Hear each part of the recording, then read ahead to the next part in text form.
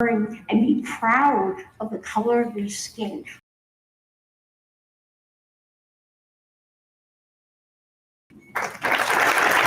Pastor Stephen Vaughn, Kavana Karaki, Dr. Stephen Parry.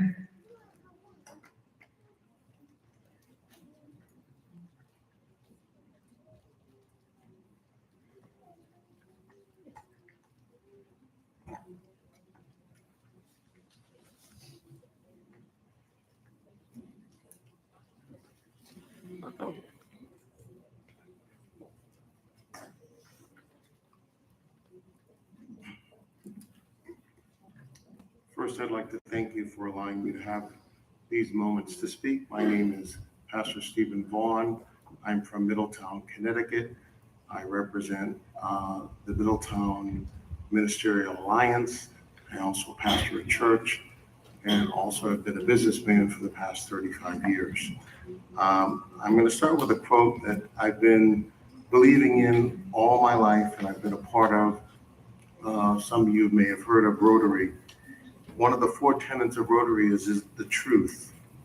Is it fair to all concerned? Will it build goodwill and better friendships? And will it be beneficial to all? When I think of Capital Prep, I think of an opportunity where people that have been disadvantaged, disenfranchised, can see themselves being successful. When you have a model, when you have a role model in front of you, it gives you a better path to see where you're going because you see that it's possible. That's why we have role models. And I've always been taught that purpose is more important than the instrument. What do I mean by that? Is when you think of in business, we always say the customer is the center of everything we do. And organizations, the purpose is the center of everything we do. And with teachers, as important as they are, and we appreciate their role in the community, like first responders, like our police, like all the people who serve our community, they are important, but they're not more important than the purpose. The purpose is the students. What is going to help our students become better, become stronger? If the school has demonstrated, which is clear, it's been spoken about previously, if the school has demonstrated its success and the students are willing and there's a need, there's a volume of people that are trying to get into these schools, why would we hinder them from going forward? I think it's important that the school board would continue to remember that this was approved, this was agreed upon, and for some reason, we have allowed education to become political, which never should be. Education is moral. It's what we're supposed to do. So I would encourage you to really consider the purpose, the student. If we're concerned about safety, if we're concerned about building our communities, making our environment better, these are the instruments, the students that are coming up in front of us that prove that we, by reserving them, can bring them. And just a statement from our president of the Middletown Ministerial Alliance, he is also in very much support. His name is Bishop William McKissick, and he plans to do everything we can collectively to support this great agenda. And I thank you so much for allowing me to have this time.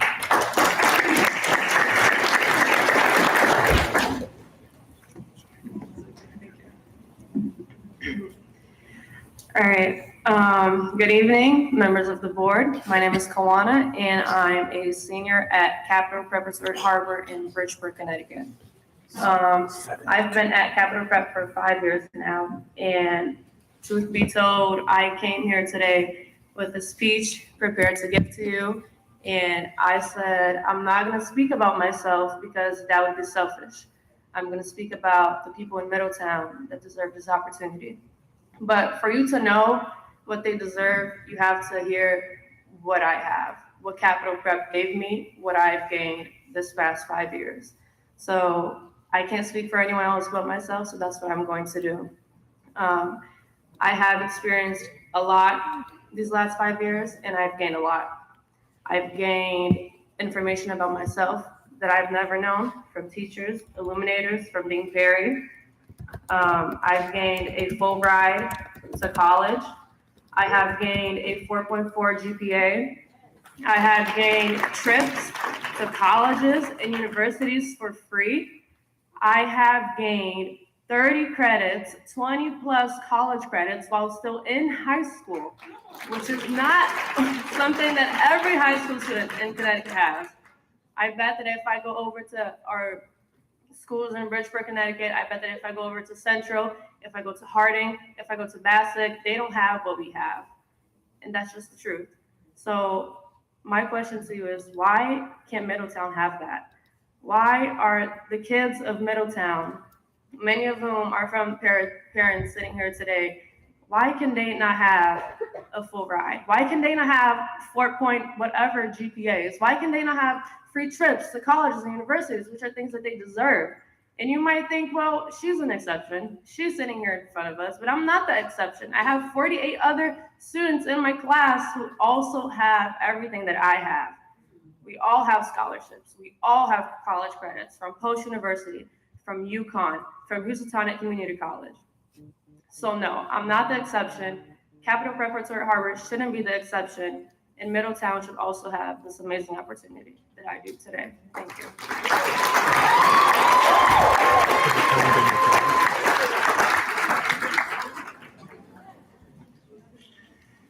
Now I gotta follow that. All right, cool. Let's get this party started. I'm Dr. Steve Perry. I live at 782 Ocean Avenue in West Haven, Connecticut. It's cool to be here in a library. We don't have a library at our school, but that's cool. 100% of our kids have already been accepted to four-year colleges, so give it up for them.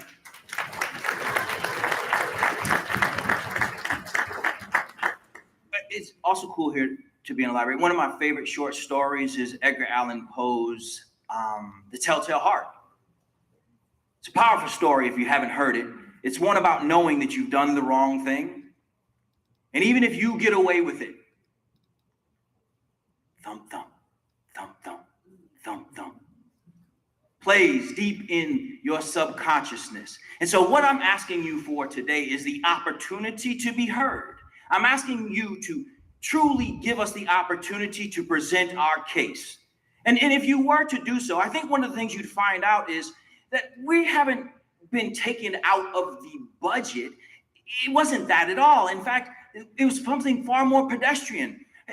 The commissioner just was not aware of the clause in the law. She would tell you that if she was sitting here, that she and I had a conversation on December 10th, 2024. I called her and I said, hey, I'm not sure if you noticed, but y'all broke the law.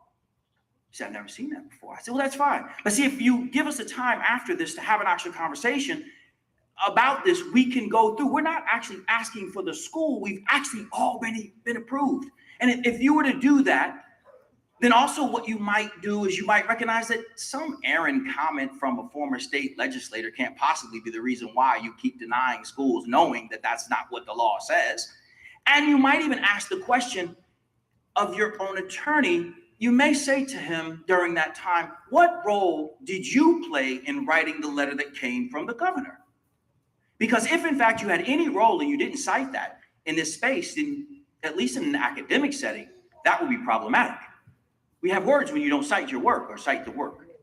In addition to that, what you might also, if we were allowed to speak a little later on, just while you call us up, because we recognize you buried us deep into the agenda, what you might also find is that the same person who may have written that letter may have also written a declaratory ruling, which of course, that which comes from a rotten root can't produce fruit. So here we are. Who would stand in the way of this? Who would do such a thing?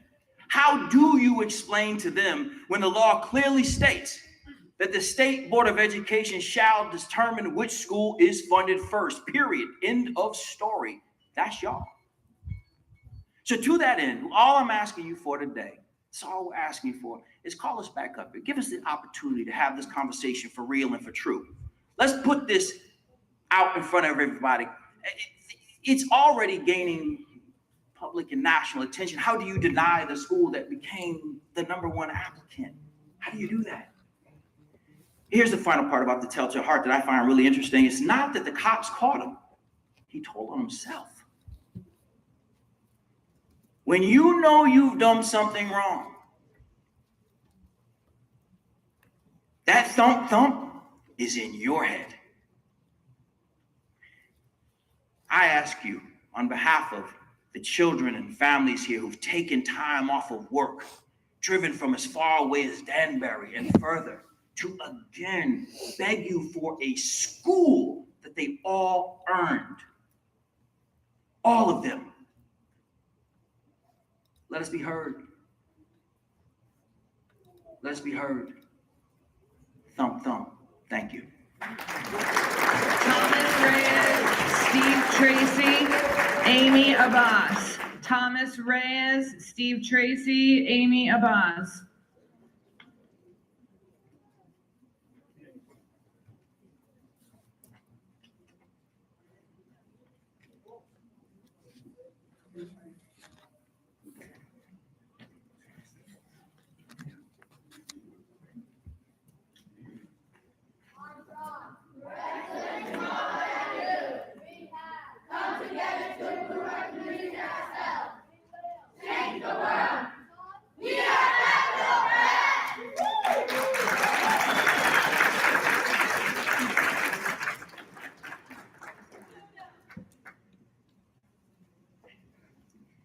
Good evening, parents, kids, students, illuminators, and the board. My name is Amy. I'm in the 6th grade, 11 years old, and I've been here since kindergarten. Thank you for giving me the opportunity to speak to you today. I may be young, but I understand something very important. Education is not just school, it's a place where dreams begin. Have you ever imagined a place where every child's potential is nurtured? That's exactly what Capital Prep does. I think it should allow us to open the Capital Prep in Middle Cal because parents want their children to have a very good education. Parents want their children to have the best chance to succeed, and so do we. Capital Prep helps with academic excellence and personal growth, a nurturing environment that inspires curiosity, and a community where values are instilled. When I first came here, I was a little nervous to go to school, but then my illuminators or teachers taught me that my voice is heard, and every child deserves that. I wasn't used to it, but look at me now. I'm in student government, done a lot of new things, and have a way better self-esteem. Right now, a lot of us have to travel far just to get to class. You could give us a school, one that's close, safe, and one that gives us the tools to grow up and become something great. So I'm asking you, open a new school, not just for me, but for every child who wants to learn, laugh, and lead right in their own community. We believe in a bold approach where academics, arts, and sports go hand in hand to develop well-rounded individuals. Let's build a school that shapes not just minds, but future. Middletown needs it. Thank you.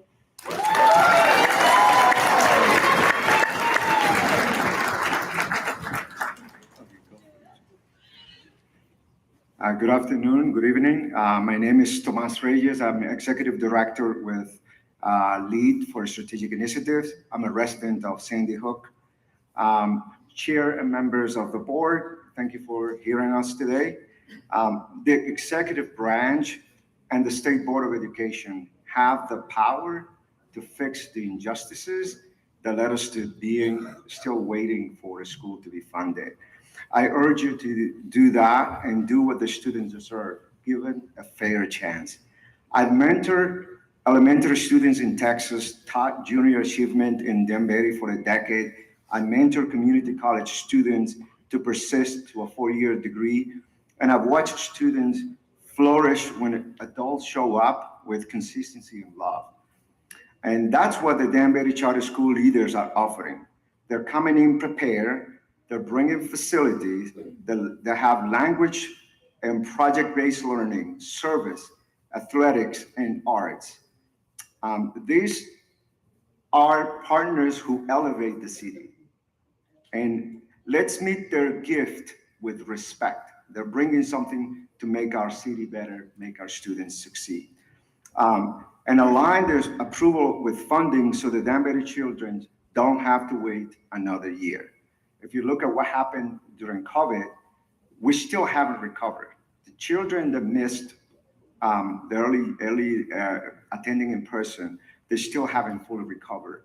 And so it takes time to build a foundation. It takes time to undo the damage. So I hope that we are able to allow the school to be helping and contribute in the city of Danbury.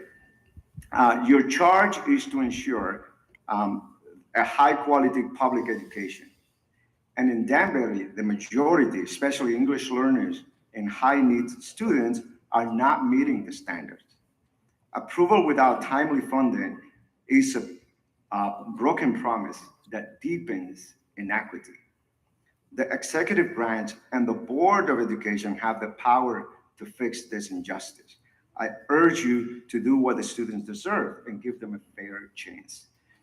We support the RFP process to vet quality. Danbury earned the approval in 2018 and followed the rules. But after approval, years of funding lag forced ready schools and hire staff to sit idle while students lost time they cannot get back. Competitive grants and pilots cannot replace stable and full funded improving models. The facility is built, the launch plant is ready, and following the incubation, a building will be donated as a lasting public infrastructure, so seats can be created very quickly. Families in Danbury have no public charter school option today, so if you align the approval with the appropriations, and the school can open on schedule and serve the students who need it most. So nearly 7 years later, the cost of waiting is learning lost and opportunity denied. So again, the executive branch has the power with the State Board of Education to do what is right for the students of Danbury. So I urge you to do what you can to get it done. Thank you.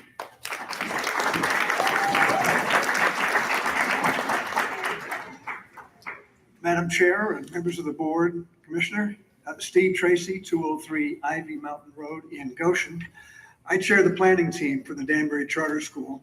And ever since this board approved our application back in 2018, families eager to enroll their students with us have been asking, why isn't the school open?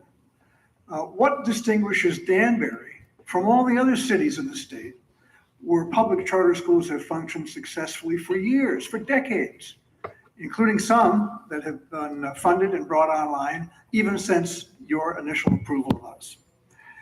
We feature the highly acclaimed International Baccalaureate program, so it can't be our curriculum. We've partnered with John Taylor and Elevate Charter Schools. Mr. Taylor has a track record of creating public schools of choice for diverse populations of kids and getting results. So it can't be about leadership. Some say the Danbury schools cannot afford to pay for our school. But you know that school districts don't fund the operating costs of charter schools. The state does. So it can't be about money. We have committed to match or exceed the teacher compensation offered by the Danbury public school system. And by law, charter school teachers are entitled to the same retirement and collective bargaining rights as any other public school teacher. So it's not about doing right by teachers. We have a fully equipped facility ready for students, been that way for months. So it's not about readiness. If we are oversubscribed, as I suspect we will be, we've asked the Danbury Public Schools to conduct the lottery that will pick our students. So it's not about cherry picking. And thanks to a generous philanthropic pledge, we're ready to build a brand new public school for 700 kids in downtown Danbury at no cost to the school system or the local taxpayer. So having addressed all of the rational objections that one could raise about our school, that what we're facing here is the ideological stubbornness of a handful of politicians who can't imagine families being able to go outside the established system to find the best school for their kids. And what's ironic is that some of these folks fashion themselves as progressives. But I'll tell you this, when it comes to families who are asking nothing, and particularly low-income families, who are asking nothing but the opportunity to pick a public school that they think will give their children the best shot at the American dream, there is nothing progressive about standing in their way. We believe this board has the authority to right that wrong We've played by the rules. Our cause is just, and these families back here have waited long enough. Thank you. Brianna Javier, Els Diallo, and Yulissa Obuknor. Brianna Javier, Elisad Diallo, Yulissa Obuknor.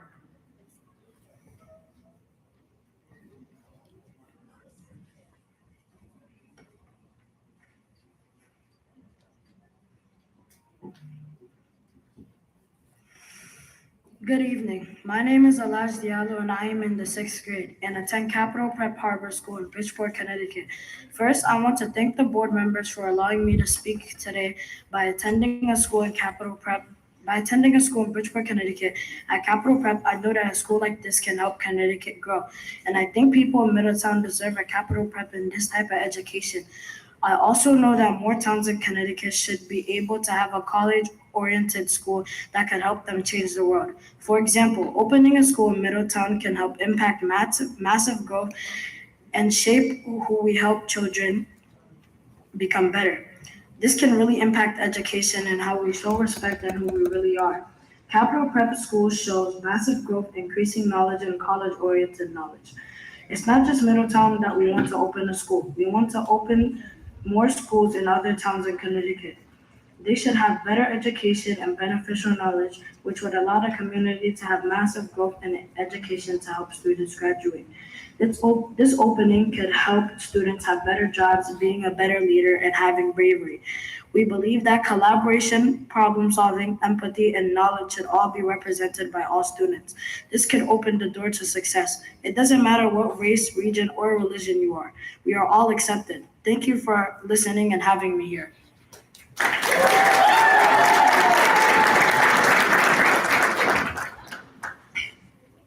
Members of the State Board of Education.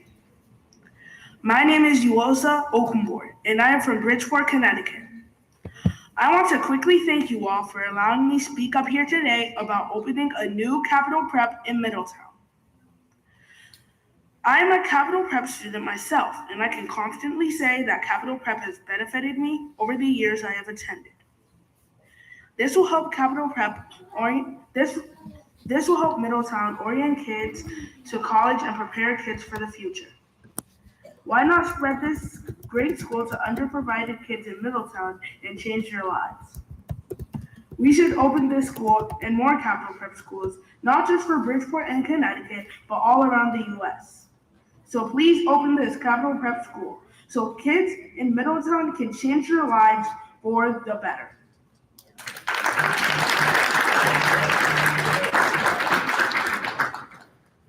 Good evening. My name is Brianna and I'm in the 7th grade and I'm from Capital Prep Harbor Upper School.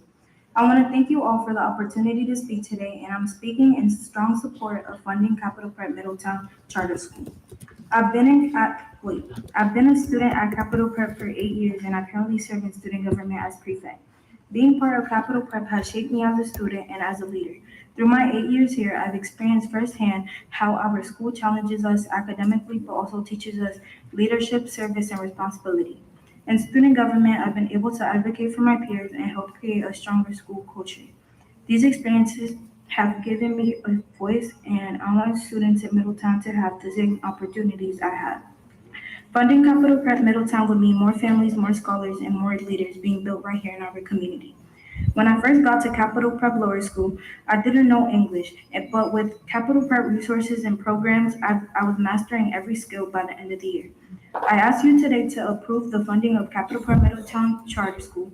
Our community needs it, and students like me are proof of the difference it can make.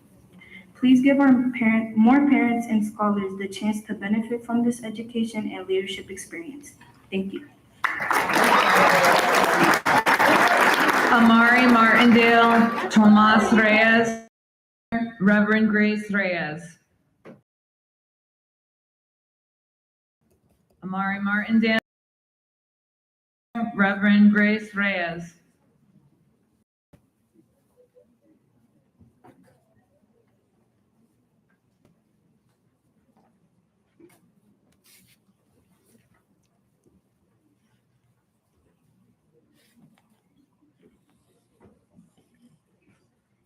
Good evening, everyone.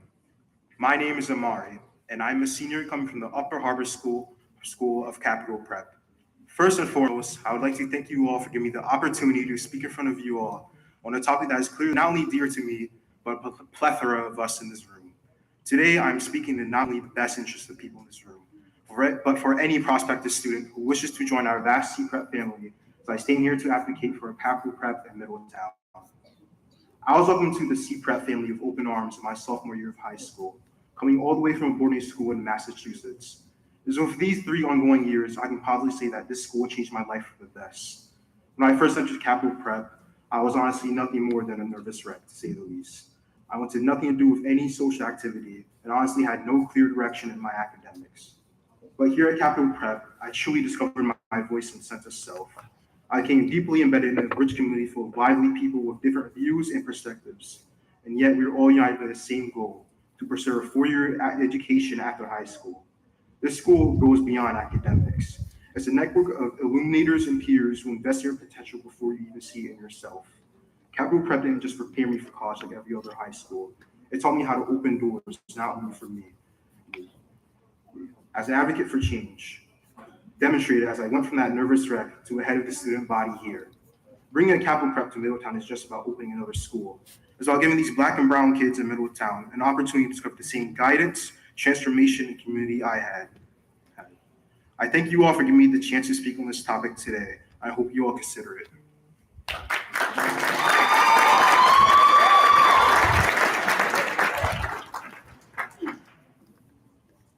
To the members of the State Board of Education. My name is Tomas Reyes, and I live in Oxford, Connecticut. And I just want to say briefly, I don't want to repeat what others have said, but I ask myself the same question. Why is it that a project, and I'm specifically referring to the Danbury Charter School project, a project that was approved years ago, 7 years ago. Why is it still not funded? Does somebody have any answer to that?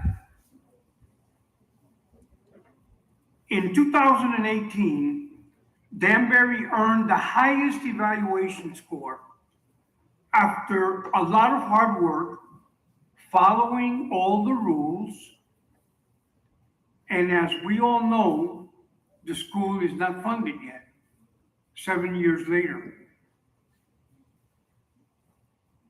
Danbury has been waiting 7 years, since 2018. Children don't get those years back. Those years are gone. Their families don't get them back either.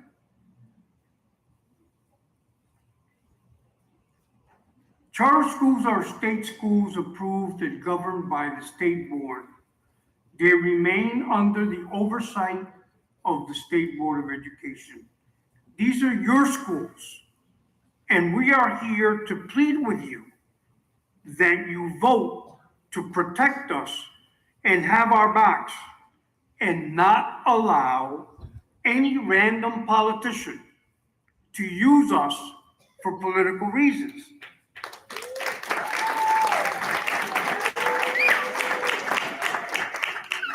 The current practice of funding schools behind the budget is not transparent and just basically wrong. That's not the way it should be done. As a former president of New Haven's Board of Alders, I know the inherent difficulty of not navigating budgets, especially in this national era. We don't want to get into that. Let us have the foresight and courage to see that these delays fall hardest on a predominantly Latino, immigrant, working class community. The ultimate effect is discriminatory.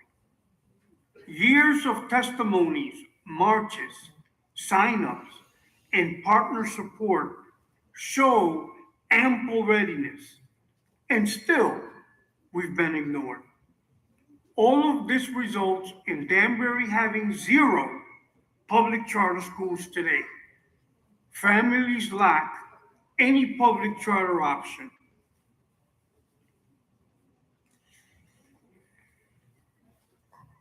If you would please, please. I'm almost done. The SBA can vote today to fix a broken system and undo past injustice. We ask board members to have the courage to do what is right and protect the schools you manage. I thank you for your time.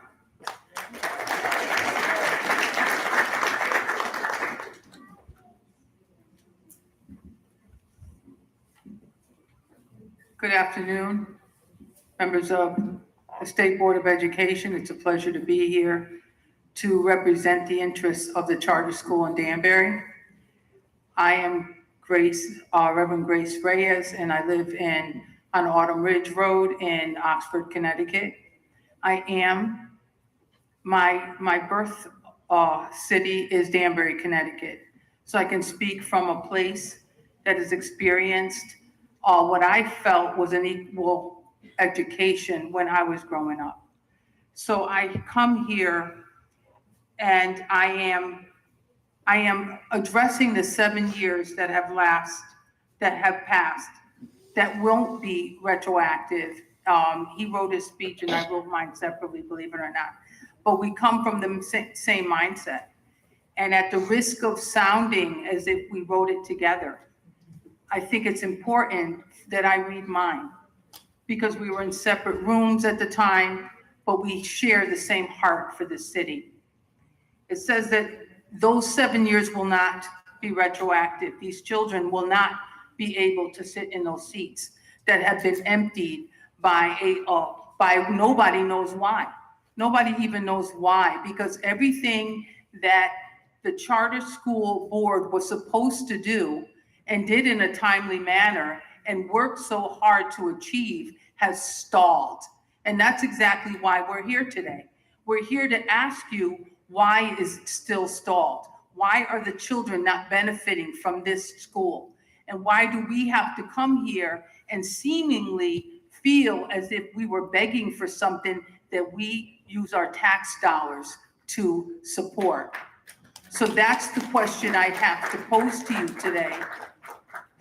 With the utmost of respect, I am a product of the Danbury school system. I am very fortunate that at the time that I was being educated, they gave me special considerations, because when I graduated from Danbury High School in 1977, and I know I am aging myself, I was going on to college. I went to live in Europe for 18 years. And I competed in a marketplace of a European nature. So I can tell you that education, no matter where you come from, whether you're from Puerto Rico or whether you're from immigrant backgrounds, if you give us the opportunity, if you give us the same opportunity to learn, to be able to stand and be prideful of what we have achieved, this is the articulation that you will confront. This is the type of person that you will be very happy to have in your neighborhoods. So thank you for the time. I wish that you will understand that the reason why I come here is I stand in the gap. I stand in the gap because I'm grateful for the education that I did receive. These children deserve it. These working families that work hard to give their children the opportunity at a better future should be heard, and they should be respected. I thank you for your time today.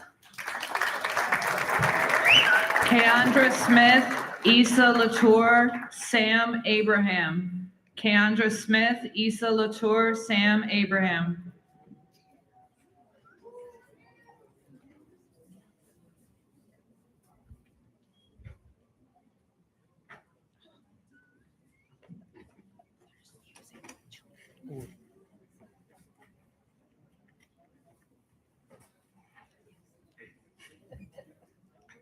Hello. My name is Issa Latour. I am in sixth grade. I am here today to represent Capital Prep and all other charter schools. I want to encourage you to open a new Capital Prep in Middletown. You might be asking, why is it so important to open a new Capital Prep in Middletown? Right now, many children don't have the same opportunities like us when it comes to education. In fact, in order to attend a school like Capital Prep, students have to win a lottery. Imagine that's your education is depending on luck instead of choice. That is why we need more options for family and students who want the best chance to succeed. Capital Prep is not just another school. It is a community that believes in every child, especially the children who are forgotten. At Capital Prep, teachers and staff push us to do our very best and to make sure that we know our future matters. That's why 100% of Capital Prep graduates go into four-year colleges. By opening a Capital Prep in Middletown, more students will have the chance to work hard, to dream big, and to prepare for college and life. We don't want to leave any child behind, and we don't want education to be about luck. If Capital Prep gave me the courage to stand up here and give my speech, I am confident that you could help us open another Capital Prep in Middletown. Our illuminators and deans want every student to have a real chance, so give Capital Prep that chance. Thank you.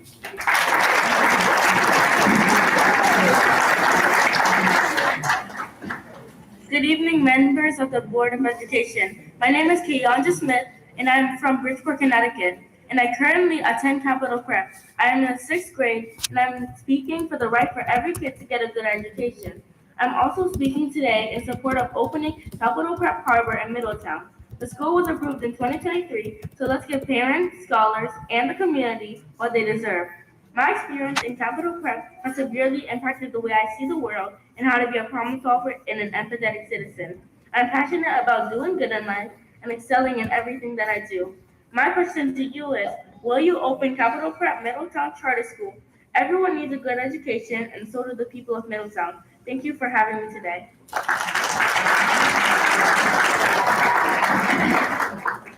Hello, my name is Samuel, and I'm currently a senior at Capital Preparatory Harbor Upper School. First and foremost, I would like to thank everyone here and for all the board members to take the time to hear my speech today.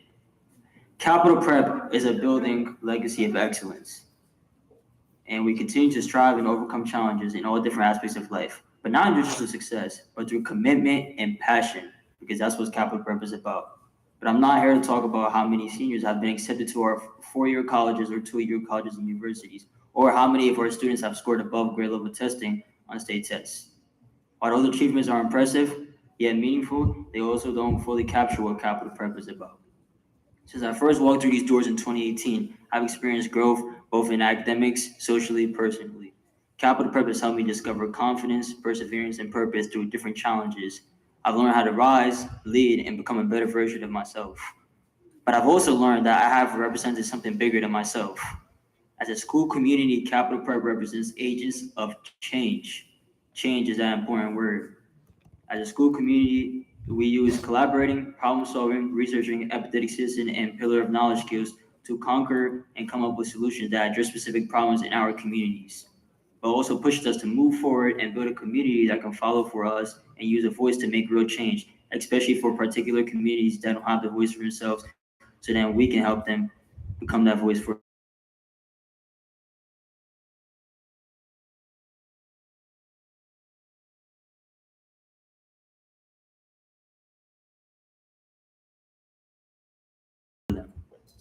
But the power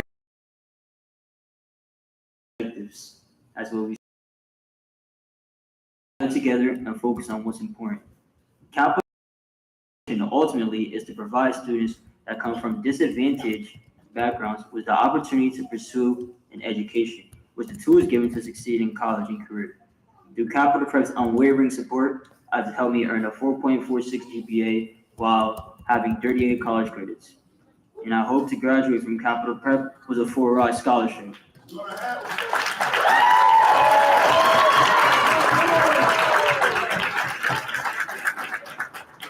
But taking time to invest in ourselves and our community is the most important factor when it comes to agents of change. Again, change. Capital Prep has taught me right from the start. I used to think that unity was a weakness, that I didn't really need to rely or rely on anybody else or other teachers. But once I got here, my mindset shifted when learning outside and outside the community. The true mission of Capital Prep, or what I think, is community empowerment, engaging with others and rising together so that we can become the best version of ourselves in the classroom and inside our communities. Through every challenge, I've learned how to rise, lead, and become a better version of myself, investing all of ourselves and investing in all of our communities. In closing, I believe that funding for Capital Prep Middletown should be granted and that it should be afforded to other students here in Middletown so that they can have the opportunities like Capital Prep Harbor Preparatory School has had. Thank you. Nagame Jones, Dianaris Sanchez, Maria Matos. I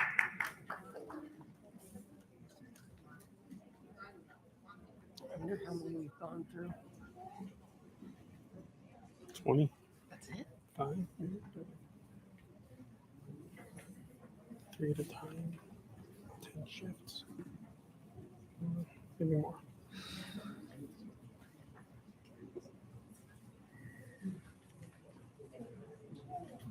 You can go ahead. Start.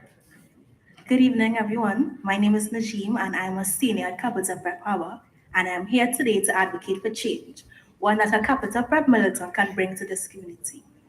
I was empowered to make a change at Capital Prep. I was pushed by our social worker, Ms. James, to run for student government within only my first few weeks as a new transfer.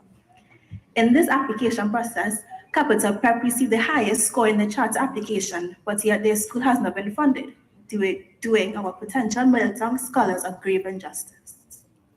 Being a member of student government, I am not only asked to use my voice at Harbor, but also be encouraged to advocate for change throughout the community of Connecticut. Our board, our illuminators, and our CPREP families want our scholars to achieve excellence and be models of our CPREP learner expectations. Middletown needs collaborators that can work together in order to improve and enhance the environment. They need problem solvers and researchers to make educated choices to overcome adversities and obstacles. Empathetic citizens are crucial in such a harsh world, with pillars of knowledge to strengthen the tightly knit relationships formed at Capital Prep. Whether it gives your scholars the courage to run for student council or use their voice to stand firm in what they believe in, Capital Prep fosters children who are willing to change the future, the change that Middletown needs. Funding this school means nurturing this. It allows scholars to have a definite path to college and teachers who care about their well-being as they mature as adolescents. Board, I humbly sit before you today and ask for your hand in partnership and for your support. I thank you in advance for your understanding and consideration. Middletown needs upliftment, with a Capital Prep being one step closer to that. This school will give them the same opportunities and education that are extended to me and my peers. And this will stabilize our path to success. Thank you for your attention and your time.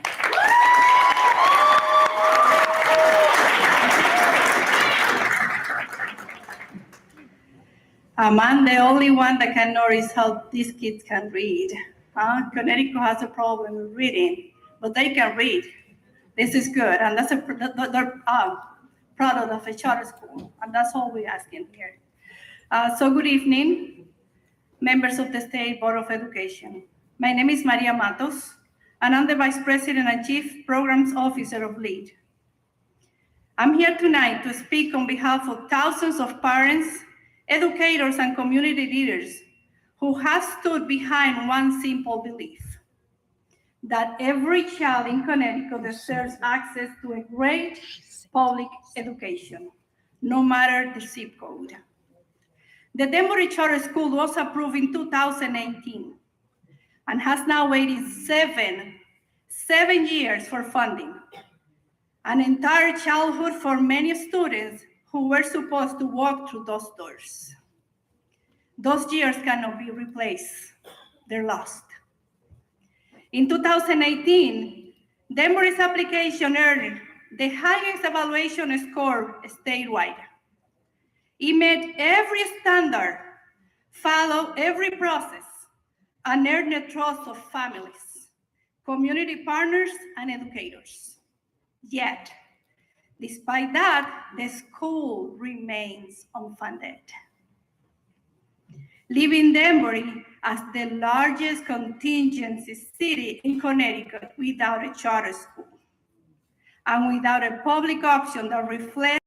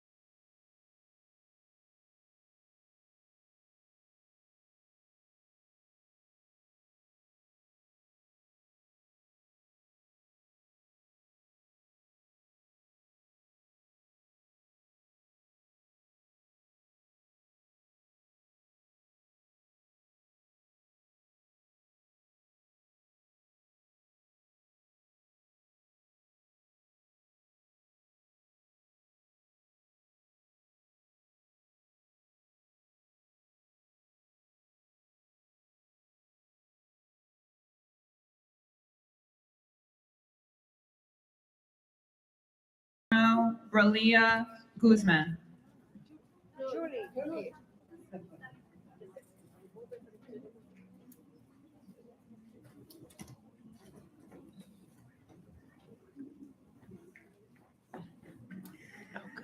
Good evening. I should say good afternoon. I'll pretty much I wrote my speech, so I will gonna go over it real quick. My name is Julie Miliano, and I stand before you today as a proud member of the Danbury community, as a parent, as an advocate, and also as an equitable access, asking for equitable access to education. Danbury is a growing city with a diverse population, yet our students continue to face overcrowded classrooms and limited educational options. Family deserves choices that reflect their children's needs, learning styles, and aspirations.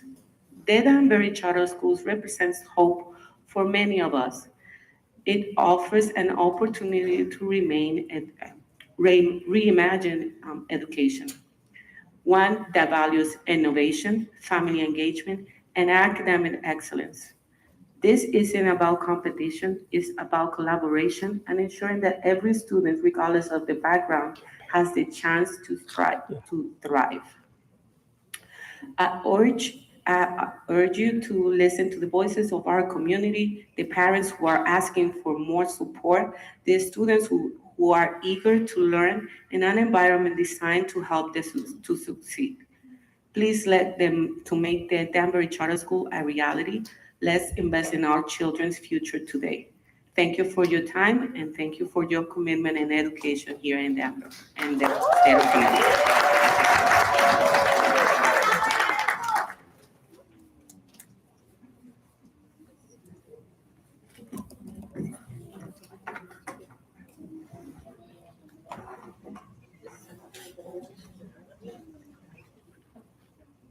Good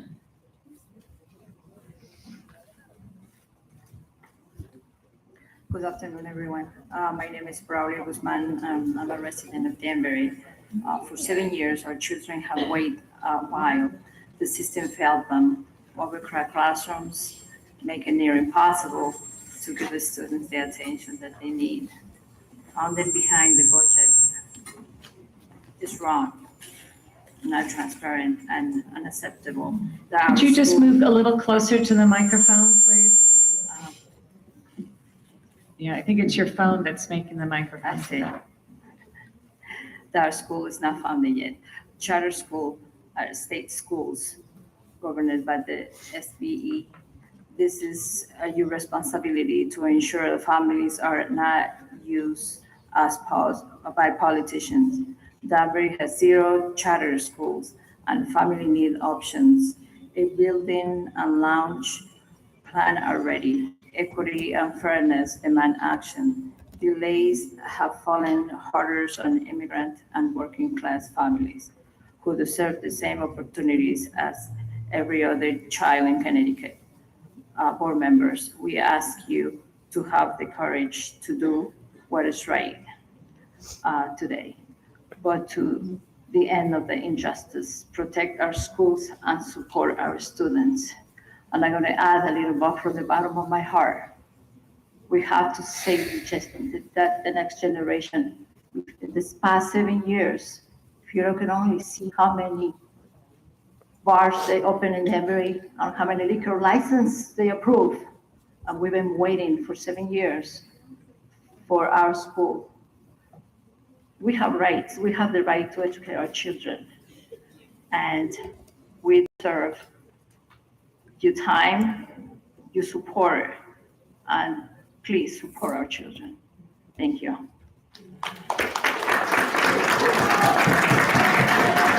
Zania Plinio, Juan Penez, Lucas Pimalto.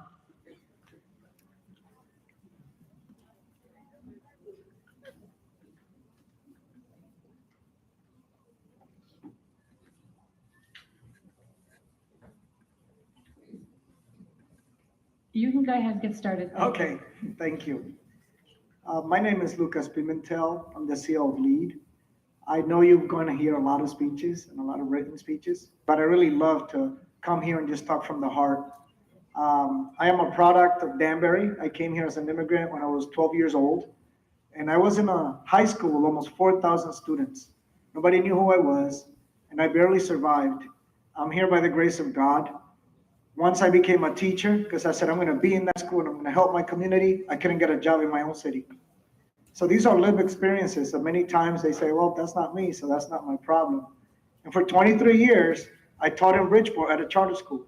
I was an administrator, I was a teacher, saving hundreds and hundreds of students where you got to know them, you got to have that small environment. And that's where I learned the value of a small school like Bridge Academy where I worked. Again, from 1996 to 2019, I was there in the trenches helping and working. And I realized, I'm going to give up in my own town. And you could imagine 23 years waking up and driving an hour away and say, is this fair? Not only me and about 12 other Latino friends had to teach somewhere else. And these things happen. And I know sometimes we're in other cities and we're like, well, not in my city. But remember, injustice anywhere is injustice everywhere. We cannot just forget about Danbury and what's happening there and say, well, not there. The representatives there doesn't want it, so that's nobody's problem. But it is. And that's what I want to come to you today and really tug at your heart. Talk to your humanity. There's no way that you can say, this is okay. It's okay for someone not to want to fund a school and leave it without funding for 7 years. But that hurts people. I was supposed to be retired. I ended up becoming and creating an organization and doing all of this because I said, I can't leave, and I had it all set.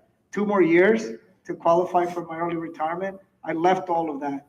And I left all of that because deep in my heart, this is wrong. And I said, until one day, this city has something that I never had, a home base for those leaders, for those people that are disenfranchised. So what I'm going to you today is at the core of this issue. And the core of the issue is that we're saying, okay, SBE approves charter schools. The legislature funds them. We're done. But that's not necessarily the entire case. These are your schools. These are your schools. Nobody else is approving the schools, managing the schools. This is your community. It's the State Board of Education school. These are your schools. And something happened in 2015 with malice that created this. And we used to have governors in the past that say, oh, no, no, no, no. This is my branch, the executive branch. You're going to fund my schools. You remember those days. But now we need your leadership. We need you today to say, yeah, there's a recommendation right there. What an easy way.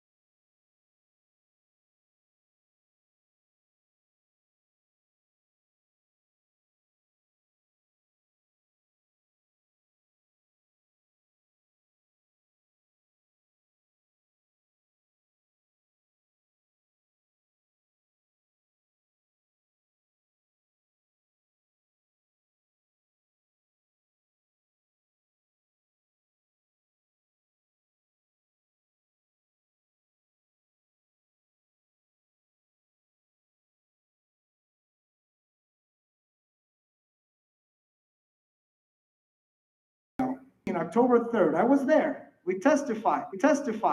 We were happy when you approved our school. So now what we want to say, please, fix this injustice.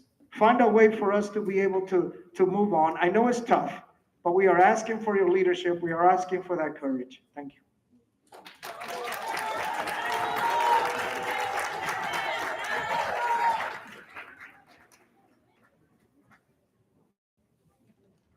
Oh, I'll translate. Buenas noches. Mi nombre es Sonia Celsa Paulina Gramonte. Estoy aquí para apoyar la escuela Charter School. So I'm here to support the charter school in Denver. Es un honor para mí estar en esta sección, porque estoy segura de que de aquí va a salir lo que esperamos de ustedes. It's an honor for me to be here because I know today you will make a decision that will be.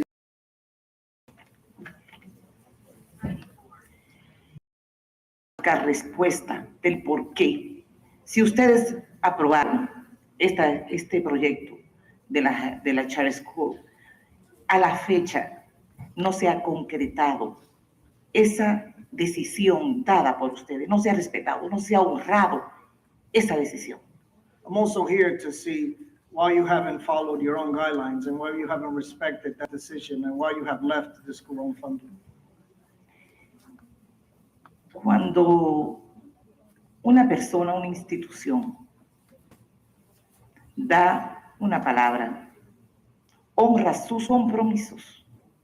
De lo contrario, da un por qué no lo han honrado. Y nosotros todavía en Danbury no sabemos el por qué. Esa escuela, aún teniendo el local, los recursos, no han abierto la escuela para los niños que necesitan esa educación, porque es una educación superior a la que la escuela de Danbury tienen.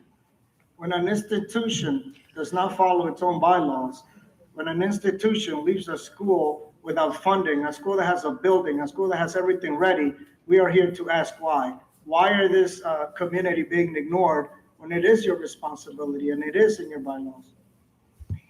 Los niños de Danbury no tienen opción de escoger cuál escuela van a ir. Las escuelas de Danbury están súper pobladas. No hay un control de que los niños tengan una educación más personalizada de los profesores por la sobrepoblación. So Danbury has a massive problem with overcrowding. And the students in Danbury and parents have no choice. Danbury doesn't have a single charter school, a single educational choice. And that is something that is needed. Some parents need a smaller environment and a more tailored education for their children. Danbury es el único de los pueblos de Connecticut que no tiene una escuela charter school. Pero no obstante eso, en la escuela de Danbury hay mucha violencia por la sobrepoblación, el agrandamiento, la falta de seguimiento de los estudiantes.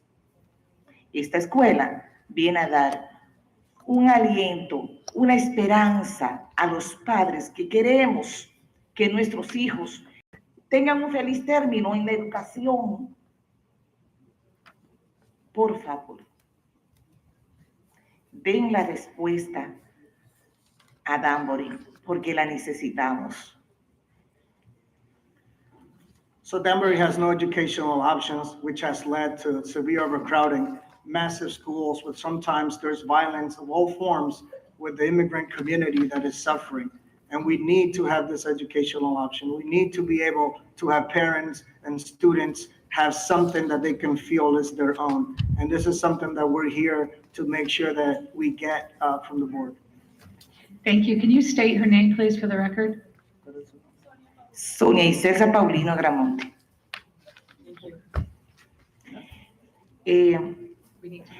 Yo, perdón, que termine. Okay. Danbury paga impuestos, igual que todos los pueblos de Connecticut. Mas, sin embargo, es la única que no tiene una escuela charter school. Considero personalmente que es una discriminación y es una falta de derecho a Danbury para los niños. Es cuanto. Muchas gracias. So Danbury pays a lot of taxes, and we don't have a single charter school that can get some of those funds back. And we believe that this is sometimes a form of discrimination against this community in Danbury, and that we really need to make sure that today you vote to open the charter school.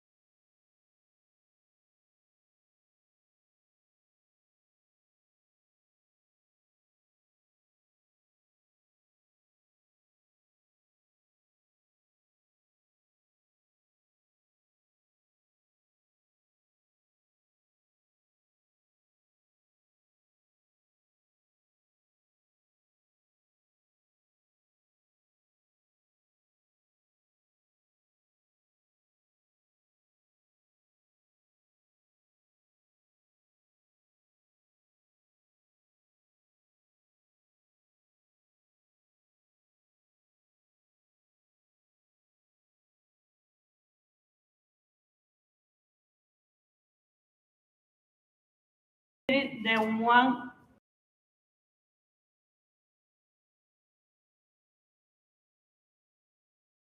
they open the school, the door for new school. I have seen you in my eyes with a shadow school work. Give families real choice, strong teachers, and a school that listen parents. That experience convinced in that very with also success with shadow school. And respecting asking for you fund this school because every child deserves the same choice my child own has. Thank you.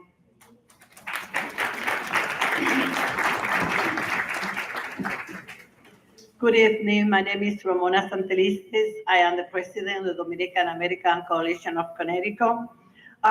For many years, I have worked with families in Danbury. And one thing I have learned is how deeply schools can transform life. Parents trust school not only to teach, but also to guide, protect, and inspire their children. That requires educators who understand our families, value our culture, and have the support and resources to do their jobs well. The Danbury Charter School was approved in 2018, yet it has not been given the funding to open its doors. Today, we are not asking for approval. We are asking for the resources to finally make this vision a reality. This school represents an opportunity to create a small classrooms, build a team that reflects the diversity of our community, and offer every child the personal attention they deserve. I respectfully ask that you provide the necessary funding so this school can open and begin serving the families who have waited for years. Our children deserve this chance. Thank you. Mel Baptista, Adriana Mohammed, Jonathan Soto.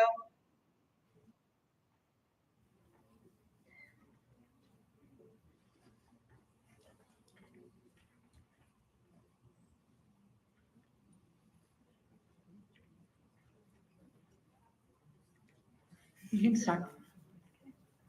Good evening, board members. I first want to thank you all for allowing me to speak here tonight. My name is Adriana. I'm the ninth grade representing Capital Prep and student government as a 910 prefect. Today, I'm here to speak on what makes Capital Prep an exceptional, valuable addition to Middletown. As someone who has been in Capital Prep since the sixth grade, I've seen firsthand how this school changes lives. I would know because Capital Prep has changed my own. I have been in over 3 schools and have never been as academically challenged as I have been in Capital Prep. Every single scholar that graduates from Capital Prep has the security of a 4-year college education. As of right now, I and many others attending Capital Prep have opportunities for college courses and future scholarships. With its consistently high test scores, Capital Prep proves that success isn't just a goal, it's a standard. The school provides a safe, welcoming, and supportive environment that I am able to lead and strive for excellence in everything that I do. Every single scholar that has graduated and every single scholar that attends that Catholic prep has been able to do the same. I've experienced the positive impact of illuminators who truly care, a student body that uplifts each other, and a school that motivates you every single day to aim higher. What makes Capital Prep truly unique is its foundation built on social justice, teaching us not only how to succeed, but how we can use our own voices to create change. Scholars are given opportunity to take real college-level courses, preparing us for early and higher education.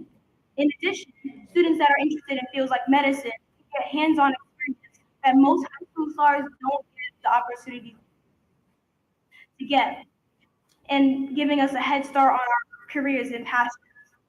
Bringing a Capital Prep to Middletown will open these life-changing opportunities to more students. And creating a more stronger and empowered community. Capital Prep isn't just preparing students for college, it's preparing us to lead that future. So if you believe in that future or even want to be part of the new generation of scholars, support the funding for Capital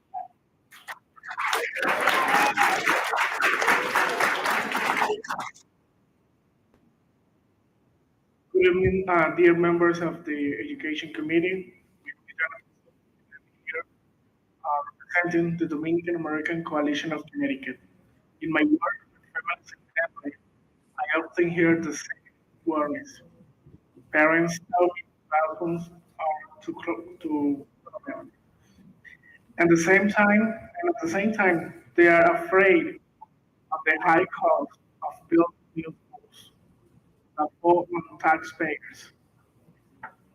Families simply want school where the children learn well and have a fair chance, chance to succeed. The Danbury Charter School can help with space for hundreds of students without raising costs for the city. It means smaller classrooms, support for bilingual students, and better opportunities for young people to graduate ready for the future. And all this while also giving relief for families who already carry so much. I ask you, with respect, to support this school for the children, for the parents, and for the future of Denver.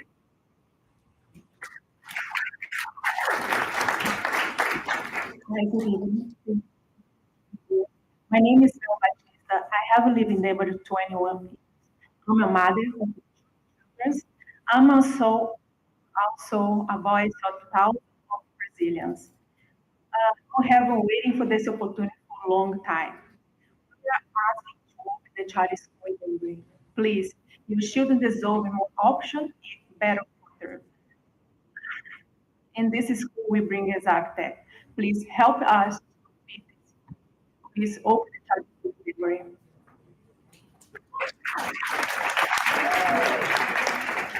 Chelsea, Karunwal, Lauren, Coster, John Taylor.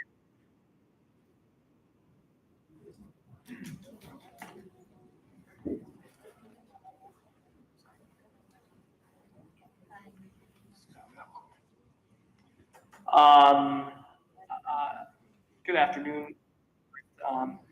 I'm representing my mom. She's never good in English, I was trying to. Good afternoon, everyone. Mom, Delphi Jacqueline. Uh, message this.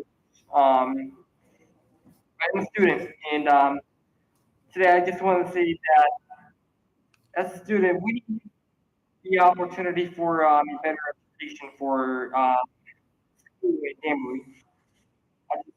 I just found out that best education in our was one that should not refuse creativity, freedom of doing freedom of intellectual.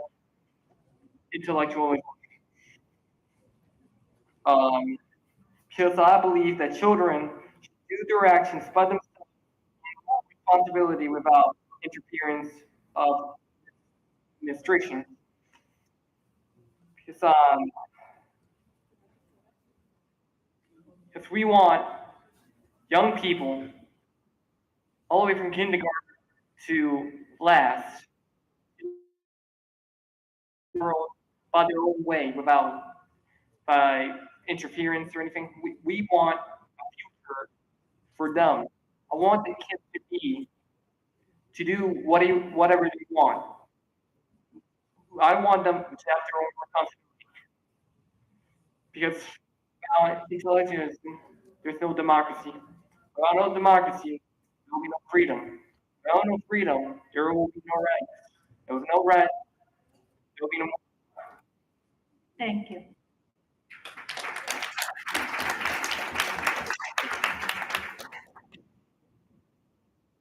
Good evening. evening. I'm Lauren Coster, Managing Attorney at Nonprofits Council, 320 Boston Post Road. I represent Danbury Charter School Planning Team and Elevate Charter Schools, and also a former New Haven Public Schools teacher and resident. My clients and I respectfully disagree with the recommendation of the Division of Governmental Affairs and urge you to vote in favor of the declaratory ruling submitted by Capital Prep and supported by my clients. The state budget process requires collaboration between the executive and legislative branches. The General Assembly appropriates funds, the governor provides approval, and then the governor and executive agencies report to the General Assembly on their expenditures. CSDE receives funds from the General Assembly for all education appropriations, each under 5-digit appropriations codes, one of which is reserved simply for charter schools. When charter schools emerged in Connecticut in 1996, the state board granted charters based on available CSDE education appropriations. In 2007, however, the General Assembly clarified this process. If the state board had approved and were ready to fund multiple schools, then the state board would determine which school to fund first. CSD's extensive rubric could be used to prioritize openings based on those scores. Since 2017, instead of a state board approved charter automatically going into effect, the General Assembly first needed to appropriate funds for the purposes of providing grants to open new charter schools. Those funds are appropriated directly to CSDE, not to the schools or their nonprofit operators, but to the executive agency that spends money from the legislature on education matters and later reports back on how it used those funds.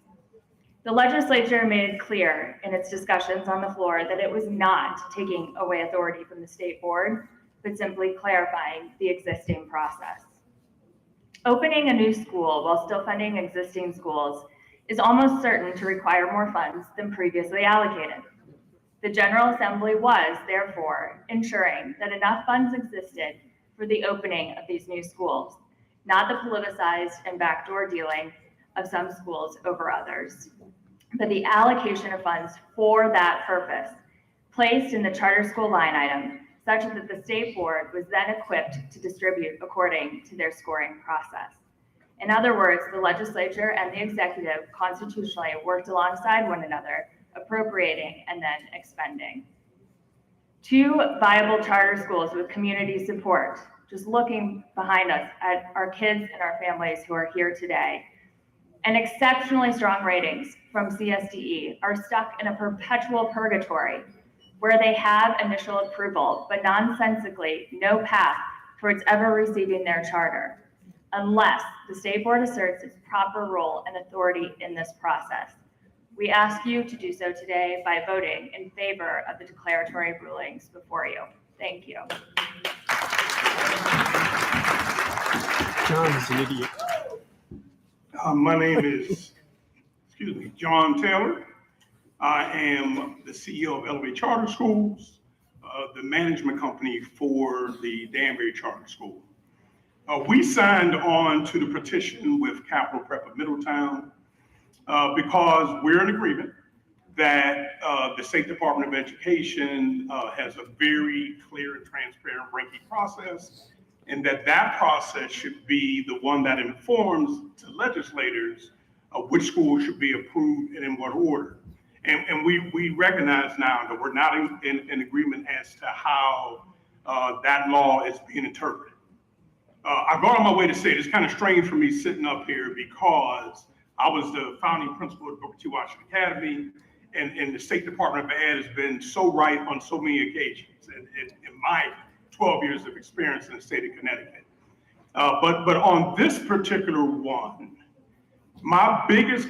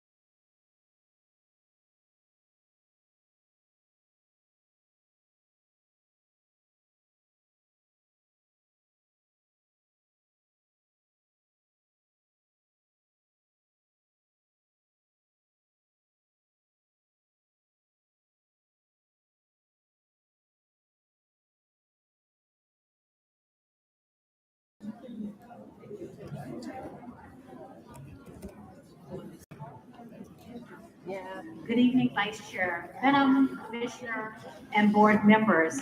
Thank you so much this evening for moving us forward on the agenda as we have our students here. Could I have the audience, please, if you're going to have discussions, to move out so that we can hear our presentations, please? Thank you. I know in the essence of time we have tailored our presentation, trimmed it back. This evening, you will hear from Dr. Jessica Ocasio regarding our Ed Rising program. Our students did have to leave, but she has some information to share, followed by Elizabeth Sked and our aspiring educators who are here this evening. Thank you. Thanks, Dr. Tucker. Good evening, everyone. As part of the SDE's 6 to 16 educator pathway, we are proud to highlight Educators Rising as a national and now state career and technical student organization that empowers students as early as middle school who are passionate about teaching to bring them into their journey towards becoming future educators, especially here in Connecticut. Educators Rising in Connecticut provides early exposure, skill development, and mentorships for aspiring teachers, creating a strong bridge from middle school to high school to college, and ultimately to our classrooms. The program continues to grow across the state. Last year, we had over 700 students registered as Educator Rising members.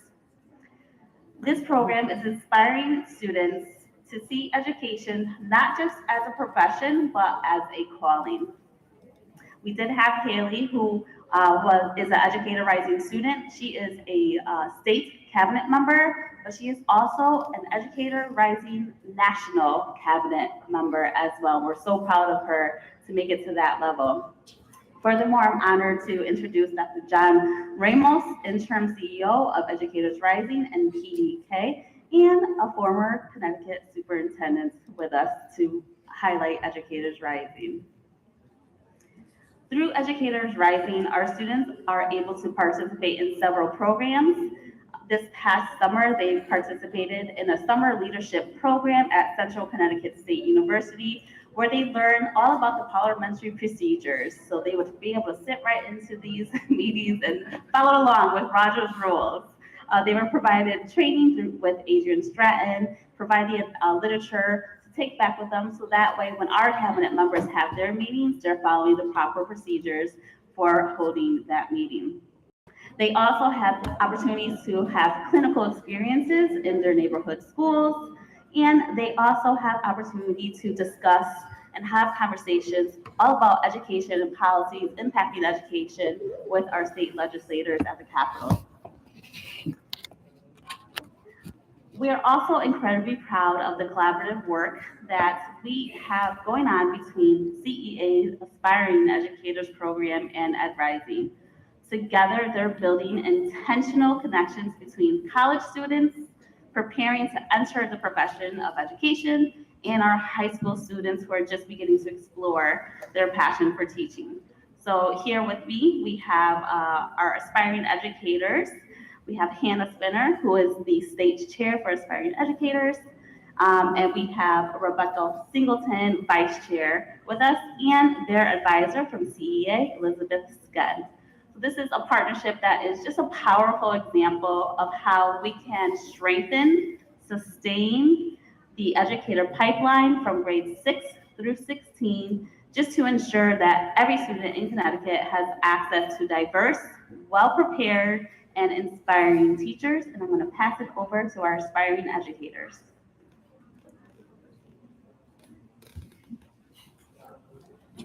Hi, everybody. My name is Elizabeth Sked. I work for Connecticut Education Association as the Education Issues Specialist. In that job, one of my roles is to serve as the state aspiring ed organizer. Arguably my favorite part of my job. I say it out loud all the time. A little bit about the program. I've been in the role for 3 years and we've grown tremendously. When I first started, we had under 80 members. Last year, we ended with 438 student members. Currently, we're just under 250. We start at 0 every year. They have to renew their membership every year, so we're doing great things. Our job is to support college students through their EPP program and offer opportunities for a wide variety of things, which I'm going to let the students talk about because they're the ones who really do the work. I just walk beside them. But to be clear, I just want to make sure that they are recognized for, both Hannah and Rebecca are from UConn, and at our national conference last year, UConn was awarded the National Local Chapter Award, Local Excellence, excuse me. And Connecticut was also recognized for the State Excellence Award. So the work that our aspiring educators are doing is being recognized on the national level, and I couldn't be prouder. So Hannah and Rebecca, take it away. Hi, thank you again for having us tonight. I'm Hannah, and I now serve as state chair, but as Scott just mentioned, I was the local president for UConn Future Educators last year, and the year before that, I was public relations. And I would say the year before that, I had no idea what a union was. So I think realizing where I am today, reflecting on the growth that I've had personally as an aspiring educator, we see how effective this program is to retaining and recruiting future educators. And that's why we're so excited to partner with Ed Rising, because we have this new pipeline where we can integrate what students are doing in high school, because there are so many aspiring educators there, and then bring them into our program and build a strong front for education and a passionate front as well. So we are guided by 4 pillars, and I want to talk a little bit about those today, because that's really what shows our values in what we do. The first one is educator quality, and we have 9 active local chapters across the state. They're all of our public universities, as well as schools like University of St. Joseph and Mitchell College and Quinnipiac University. So there for educator quality, they'll do professional development sessions. Sometimes they'll bring in CEA staff members. They'll also bring in their professors as well to come and talk about what it's like to be a teacher. Related to that, they'll have teacher panels. So they'll bring in new teachers, or they'll bring in veteran teachers or minority teachers to talk about their experiences so that we're well prepared for the profession. On top of that, they do praxis study sessions, because educator certification exams are something that are a big stressor a lot of the time. So they try their best to prepare their students for that. Following that, they also do a lot of community engagement. I have to say this is where I see a lot of the biggest participation from our local members. So they will do STEM nights with local districts. A lot of local chapters are now doing pen pals, which is really awesome. So they get to talk with some of the students in local schools as well and give them advice and get that connection going. And they'll also do book drives and collect gifts during the holiday season.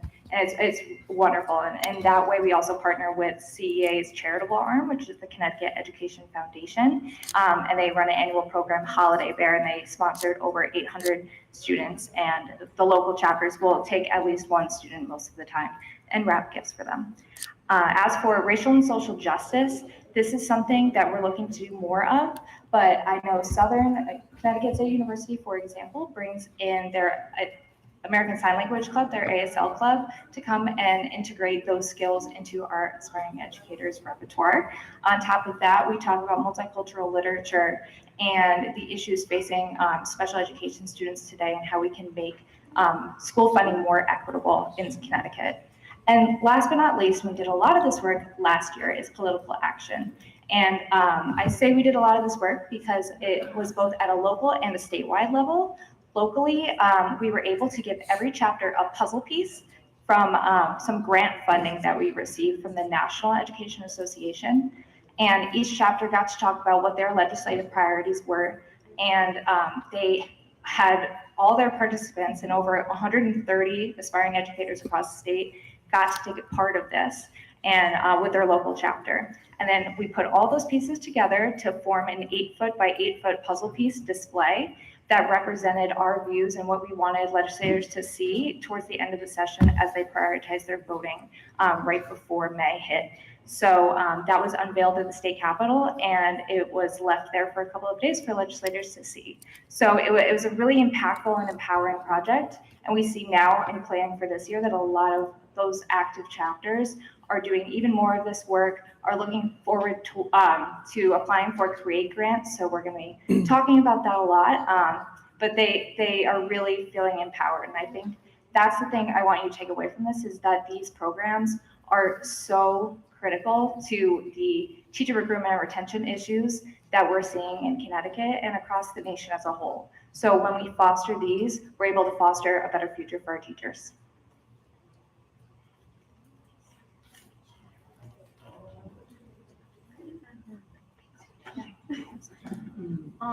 Hi everyone, thank you. Just to add on to Hannah's, ultimately the CEA Aspiring Educator Program is mainly a really good community event, like community program where you get to collaborate with all different chapters from colleges throughout the state. I go to University of Connecticut and I would have never thought I would be talking to someone from Quinnipiac University. So it's just an awesome experience for everyone to get involved, and it causes that collaboration that a lot of people don't see, since education is a very collaborative effort. So yeah, thank you. Thank you all so much for your time. We wanted to just share a lot of the work that we're doing within the talent office with both of our programs. We're very proud of Ed Rising. We have the support of Dr. Ramos and PDK, and we're so proud of Haley, who was here earlier and she had to leave. The first person from Connecticut, the first student that has made it to the national level organization, and our aspiring educators so very closely with. So thank you so much for your time. Well, thank you for presenting to us. This is always, aspiring educators is always someone that we want to hear from. And I was so impressed with over 700. Wow, I remember when this first started, and wow, it's come a long, long way. Comments or questions from the board?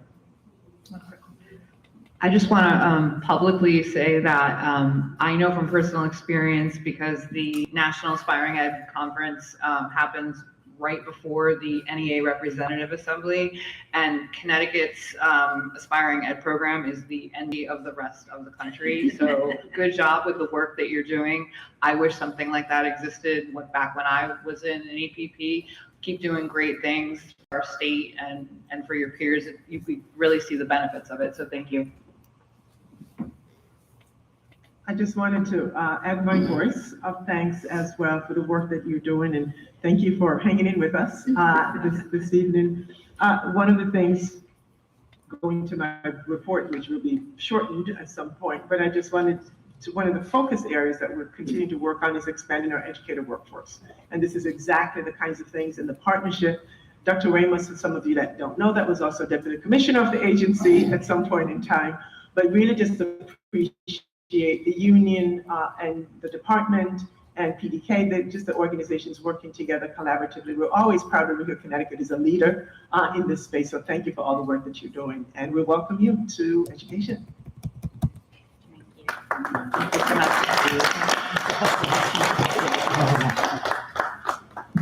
May I have a motion for item 8A, Capital Prep Schools petition for declaratory road? Mr. McKeon.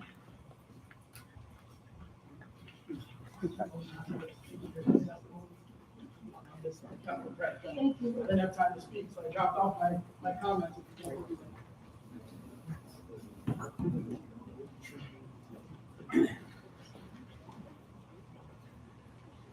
Good evening, everyone. As you know, I am Michael McKeon, the Director of Legal and Governmental Affairs for the Connecticut State Department of Education. There's one point on which I would concur with Attorney Samaruga, and that is that this board already has Capital Preps and Danbury Charters multiple filings, as well as the proposed declaratory ruling that the Division of Legal and Governmental Affairs has provided. Therefore, spending excessive time restating the arguments that were set forth in either their arguments or their filings or the legal analysis that underscores the proposed declaratory ruling would just be not a good use of this board's time. I think, however, it's important to address the red herrings that Capital Prep has released into this evening's stream of comments. As both Attorney Samaruga and his client, Dr. Perry, have demonstrated, when one cannot refute the substance of an opposing opinion, in this case, the proposed declaratory ruling, attack the process. For lawyers, it's a trick of the tongue. They both asserted they should have had a hearing. I just listened to 2 hours of comments in which the public made their opinions quite clear. But be that as it may, and as Attorney Tom Ruga well knows, there is no legal right to a hearing. This board has never engaged in a hearing in prior petitions for declaratory ruling, most recently in May of 2024, when Brass City and Booker T brought their petition for declaratory ruling for the board. The board decided it what we lawyers call on the papers, on the legal memoranda and briefs that had been filed. Attorney Tom Ruga also knows from his many years of litigating in federal court, it is common practice for tribunals to determine legal arguments regardless of their magnitude without a hearing. Thus, Attorney Tom Ruga's attempt to characterize this board's process as some kind of outlier is at best disingenuous. I also need to address one other attack on the process, one that, to an extent, more directly involves me, the rotten root, as Dr. Perry characterized me. As you know, and I've referenced, you do have a legal division. I represented, before I joined the state, I represented the interests of school boards for close to 30 years. So I know all the attorneys. I know all the school law attorneys in the state. And the attorneys that you have the good fortune to have working for you are the best legal school attorneys in the state of Connecticut. It's our job as lawyers. It is our obligation. The hell of the job. It's our obligation to provide our clients, who are the state board, you individuals, as well as the CSDE, with objective legal opinions and guidance. Attorney Tom Ruga, however, came before you and cited a letter that was written by the Office of the Governor on January 28th of this year, in which the governor's office rejected the same arguments that Capital Prep has brought before this board.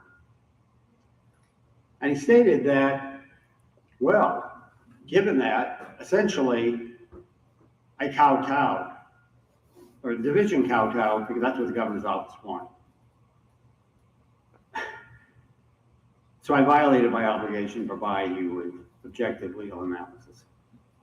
You know, if that weren't so patently absurd, it'd be grossly insulting. But you know what the message, you attack the messenger. That's why they pay lawyers to take the hit. I would just add though, however, and you know, maybe I'm being a bit petty, but I would have suggested that Dr. Perry and Attorney Samaruga get their story straight. Because according to Attorney Samaruga, I violated my obligations to you because of the governor's letter. According to Dr. Perry, I wrote the letter. So apparently, in drafting the proposed declaratory ruling, I was intimidated by myself. That, in fact, is not the case. Now, with respect to the substance, and again, I'm not going to delve deep into this. You've read it all, and I don't want to torture you and keep you here any later. But there are some points that have to be made for your benefit and for the benefit of the individuals who spoke here this evening. Over the past 10 years, since the enactment of Public Act 15239, the State Board has issued a number of initial certificates of approval. And in turn, the General Assembly has chosen to fund many of these. Not all of them, as is clear from the proceeding tonight, but many of them. It's a two-step process. The law could not be clearer. Section 10-66BB, subsection A1, says State Board has one responsibility. That's to issue an initial certificate of approval. Once that step is satisfied, it then moves to the General Assembly. Under 1066BB, subsection A2, The legislature is the appropriating body. There can be no dispute about that. It is only at that point, under Connecticut law, that a charter school applicant becomes a charter school. It's clear in the law. It's clear in the statute. Capital Prep throughout this process is like to say that we're twisting the language of the statute. We are reading the statute. Now, both Capital Prep, Middletown, Danbury Charter, with respect to both of them, the state board satisfied that first step. It issued to each of them an initial certificate of approval. It wouldn't have done so if it didn't think that they could have the potential to be positive influences on education, to be good schools. This board takes its responsibility seriously. They don't just hand these out. It goes through a vetting process. And the CSDE, and I know you members of the state board, join me in this. We are not indifferent to the concerns and the issues that have been raised by tonight's speakers. But as a matter of law, the state board has done everything it can for them by issuing the initial certificate of approval. The concerns and issues raised this evening were very eloquent, very impressive students. But they should be addressing the General Assembly. They should be addressing the legislatures that they have elected, because it is only the legislature that can turn a charter school applicant into a charter school. And that is what is reflected in the proposed declaratory ruling. Now, Capital Prep, in their legal submissions, and tonight, Attorney Salmruga reiterated that in 2023, the legislature never identified the charter school applicants that it was funding.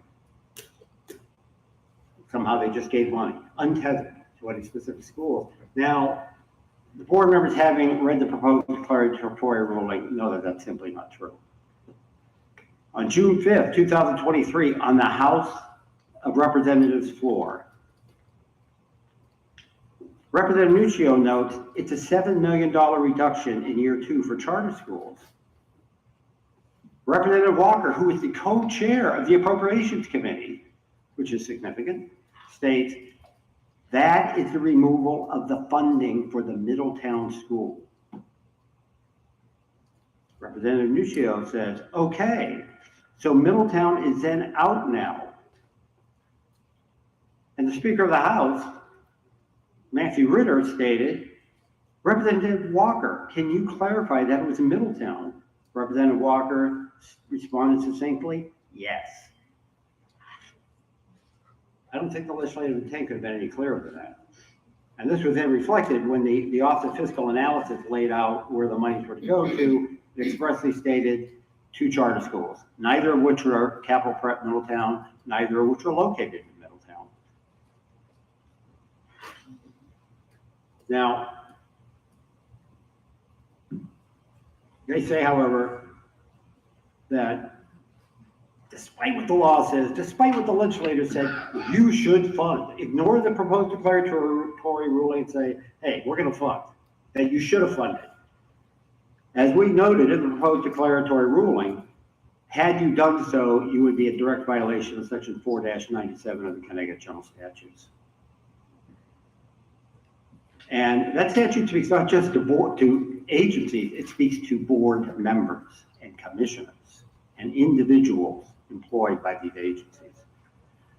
You would have been in direct violation of the law. So finally, and I know that's the word you've been waiting for, both Attorney Salmruga and Mr. Taylor have suggested that you should simply punt. Hey, you know what, let's just forget about it. Let's forget about it, we'll knock it over to Connecticut Superior Court. Let's hear what they have to say. All right, so let me give this some thought here. So we're here tonight because Capital Prep filed a petition for declaratory ruling. They came to you, they petitioned to you and said, please issue a declaratory ruling. Danbury Charter joined up with that petition. And now confronted with the fact that the ruling's not the ones they were seeking, facing the reality of their request having no legal basis, they're essentially saying, never mind, never mind. The law is the law.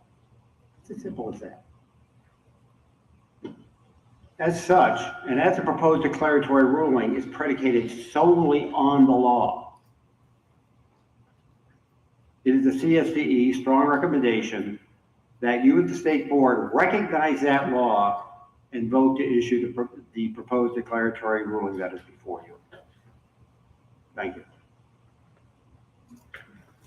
Before I open up questions to the board, I do want to introduce Attorney Cunningham from the AG's office, who is with us for our legal, for the board's legal, if needed. Board members, questions?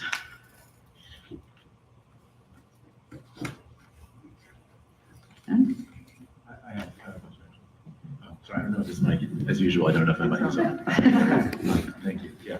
Okay, so thank you to everybody who's here. Thank you to the participants, and thank you to Mike and to Dr. Zimmer, just for the thank you to the participants today, and thank you to Mike, and thank you to Darren Cunningham for your brief. Okay, so I am not a lawyer. I have rarely been more grateful for that, actually, than I was when I was reading these briefs. But I did try to read them carefully because I felt that it was, our responsibility to understand what was in them. And I guess I do, when I read them, I felt that one thing that they agreed upon was that the law was very clear. They disagreed about what, of course, it was saying, what it was clear about. Again, not a lawyer, but I felt when I read the law, when I read these briefs, that there was, at least again to me, real ambiguity here in the text of the law about, for example, what constituted an approval, who made an approval, and that had some implications potentially for what our role should be. Mike is right that we've heard the capital prep side of this, I think, at previous meetings, but this was the first time I'd seen the DLGA, basically the brief from the government. I don't know if others had seen it previously, but I had not. I don't think we discussed it previously in a meeting. And I guess I had a question that I'm hoping maybe that either Mike or Darren can clarify for me, right? Okay. So to me, when I read the law, right, there is this passage that the capital prep brief focuses on to a great degree, and there's many points of debate, but this is one of them, right? Which is this passage, and I'll make sure I get it right here. I'm going to look at it. I took a little screenshot on my phone, so I would apologize to me 1 second while I grab it. It says 1066 EEK, right? The famous part here that we've been debating about how the state board shall make these choices, essentially what that says. And then the debate becomes, among schools that are, I believe the phrase is something like approved and awaiting funding, if I have it approximately right. Okay. Now, when you read that, it says, okay, it sounds like it might be a situation like the one we're in. The state brief, again, to a lay reader, right? The state brief says, no, that is not the situation we're in here. This is not the situation where a school has been approved and awaiting funding. That law is referring to some other situation. And I struggled as I was reading the brief to figure out, I guess I would appreciate clarity on what that other situation is, right? What is the situation other than this one to which that's referring? And I guess I found that hard to parse, and maybe this is just me not understanding the law fully, but it would be helpful for clarification here for me. Thank you. Thank you, Dr. Zimmerman. Well, yeah, this perhaps the statute is perhaps the statutory scheme is not perhaps not one that would win the award for most clearest drafting by the legislature, but nonetheless, one thing I find interesting, and circle back to your question, but is that this is the process that's been in place for 10 years. I take that point, and I Right, agree, there's okay. lots of other things I could have asked about, but I take that point. Essentially, it says under 1066BB, we do the initial certificate of approval, send it over to the legislature gives its benediction with respect to what schools are going to be funded, if any of them are going to be funded. They can simply say, we're not going to fund any of them. Sure. I know Danbury has been waiting for many years to get funded. And then, once the legislature has, as they did in this case, expressly state who was going to be funding, and perhaps more relevant to this matter, who's not going to be funded, sure. That funding then is appropriated to the State Department of Education. And 1066EE subsection, 1066EE and what I didn't want to get way too much into the weeds and the legal analysis and the declaratory ruling, but nonetheless sets forth, and once the money is appropriated by the legislature, the formulas by which it's going to be addressed. Right. Exactly. So that's the funding that has now been given to the State Department of Education pursuant to the funding mechanisms and formula set forth in 10-66EE. Then that money is how they are going to then be disseminated to the successfully funded by the legislature charter schools. Now, could be a situation where, yeah, we funded it, but you didn't fund it as much as you should have. So we've got to decide, where does the money go?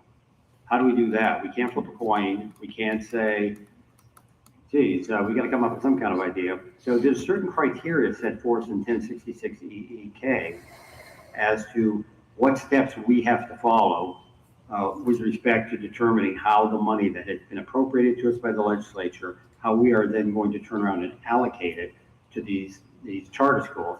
I'm sorry, I'm not looking at you, but I'm looking at the statutory. No, language. I actually did a lot of this myself. Oh. There's a lot, I mean, just in the sense of it requires a detailed read as well. Yeah, one of the interesting things is they talk about criteria, and they do talk about it in order of importance as follows. So there's a bunch of them. Yeah, and there's 4 of them.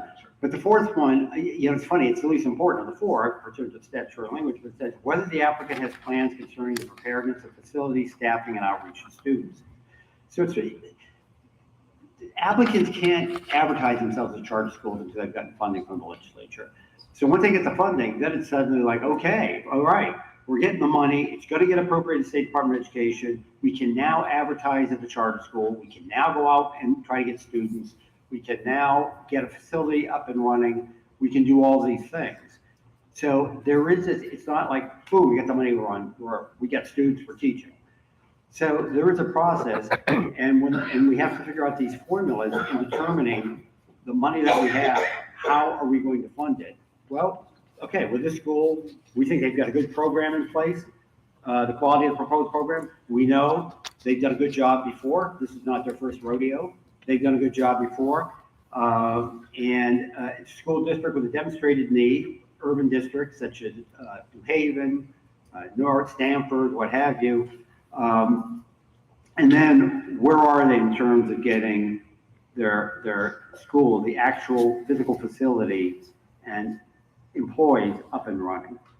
So that is what that's referring to. That is not referring to us deciding, okay, who we're going to, we got this barrel full of cash. They brought the wheelbarrow of cash and emptied it at our feet, and we're going to say, okay, what are we going to do with it? They have been specifically appropriated to these schools, and then we're determining, based upon these criteria, where are they at? What are they in the process of doing?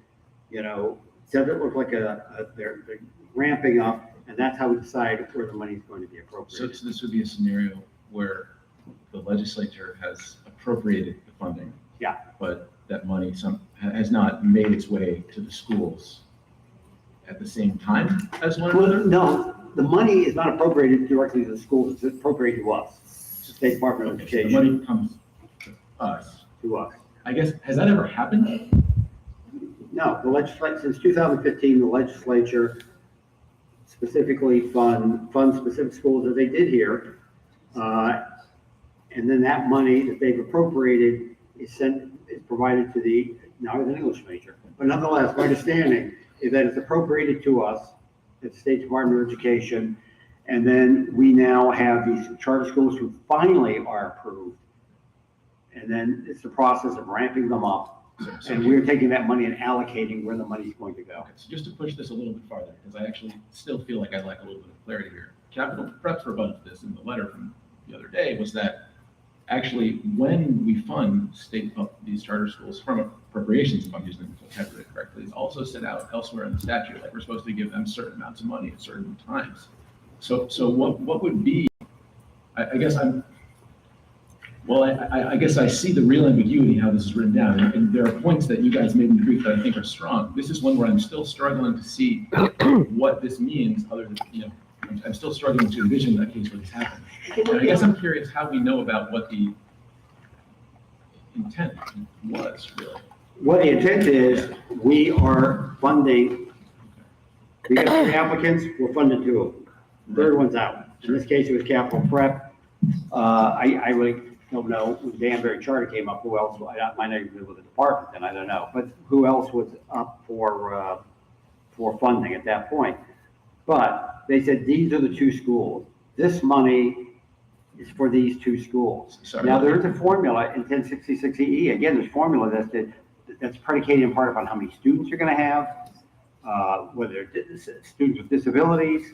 These are some of the determinations that have to guide us as to how the money is going to be allocated. So let me rephrase the question a little bit. I totally agree with you, actually, that it's clear that the legislature did not intend to fund capital prep. I mean, I think that you've convinced me fully on that.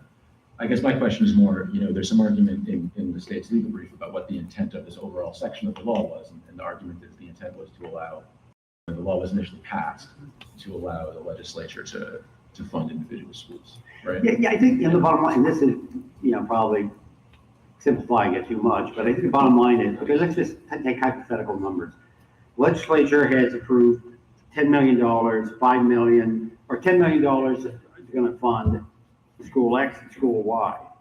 Well, given the formulas that are set forth in 1066EE, it's not simply like, okay, we get $5 million here, we get $5 million there. There's a formula that we have to go through. We have to determine where they're at, what their chances of success are, and ramping up and getting students and getting up to speed. And that determines where the money is getting. Because you might have a school, you might have one charter school. Let's say charter prep had been funded, and again, they weren't. But let's say they have prior charter schools. How about Achievement First? They've got more than one charter school. So you can look and see, well, hey, they've done this before. They are on the ball, they're moving forward, they're ramping up, getting up to speed. And then we have another applicant who's taking them a little bit more time because they haven't done this before. They had a great proposal. That's why we gave them the initial certificate of approval, but they're not maybe at the same place or the same context as the other school. So that gives us, the legislature is basically giving us the flexibility to decide among these specified schools that we have specifically funded, how we're going to then disseminate that money. Oh, yeah, sure, please do. I'm happy to, again, Yeah, I was going to ask, I'm sorry, that here our fiscal services director to share the funding mechanism, because I think it would be extremely helpful to understand what the state gets in its line item for charter school and what happens when new schools are also appropriated. I think that would be very helpful. Mike is good at so many things that I'm not good at, but this might be my thing here. So I think I'm being implicitly dissed. I just want to try to help with this. So when we get funding for charter schools, we're not funded at the full level for every school. So we have we have the capacity for each school, but we're not funded at full capacity for each school. So, and by the way, I'm Jessica Brunetti. I am the Chief of Fiscal Administrative Services for CSD. We're not funded at the full capacity for each school. So we have to figure out looking at we get one pot of money for all of the charter schools within the state. So it's not just looking at the new schools that are in, it's all of the schools that we have currently up and running. So we look at past history of what their funding, what their capacity has been. If you have 100, if your capacity is 100 and you're more around 75, we're budgeting you at that 75 level. We have to figure out how to appropriate less. we don't have the money to give the money out to everybody at the full amount. So by looking at the criteria that's in the legislation, the 4 steps, it kind of helps us figure out, based on the criteria, how we're going to decide to fund everybody, because we don't have enough money to fund everybody at full capacity. And these are, again, be clear, existing schools. That is in the pipeline. So our budget line item, right, is appropriated for the existing schools within the pipeline, based on what we're telling them, you know, the enrollment growth, all of those, the existing schools, that's in the budget. And so when there's a new charter school, we have a line item, they've added that to the line item, but in the budget notes will say that we're funding this new school at this amount and X new school at this amount, right? But sometimes it's not even sufficient for what folks are planning to do. And there's a process to work through that. It's usually not. Even the new schools are not likely funded at the level that we need for full capacity. There's a baseline funding amount, but then there's other indicators that we fund based on certain need factors that cause an increase in the actual funding need for that school. So like the base is $11,525. There's other pieces that get added into that. So it could cost between $13,000 and $15,000 in reality to fund the school, but we're only given the $11,525. So we have to figure out how to fund each school appropriately based on the money we have available. Okay. We never have enough money to fund things at the level we want to, or that we fully need to. Okay, so you're describing a scenario where just I can make sure I understand or rephrase, where a school is approved and money is appropriated for that school, but the money that's been appropriated in total for all extant charter schools is not sufficient to fund those charter schools, essentially, or not. It's not efficient to fund the charter schools at full capacity. Full capacity level. So that then you would allocate the appropriated funds to the new charter schools that we're funding in this manner. Not for new schools awaiting funding. You're talking about the schools. schools that the legislature says are going to be funded. But I mean, I'm quoting from the law itself when I say awaiting funding. Right, I mean, that was the intent there, right? It's like that was the intent of my quote. I mean, The funding that we are appropriated though is for all schools. So it's the Yeah. schools in existence plus the schools that are awaiting funding. okay, so this is sort of how you prioritize the new ones in a scenario where that may be unclear because they don't have, enrollment counts that are available for you to observe, as would be the case with However, the legislature indicate which schools those are. right. I see that point. Okay, thank you. I'll cede the floor here. Ms. Calvarza.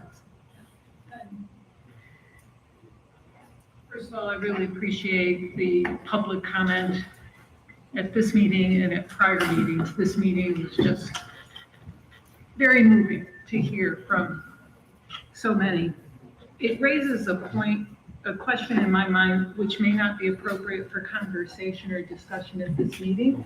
I trust that you consider this in terms of whether it's appropriate as an agenda item or a workshop at a future meeting. It sounds from all of the comments that we've heard that Danbury and Middletown are in this period or place of, so I think someone used the word limbo.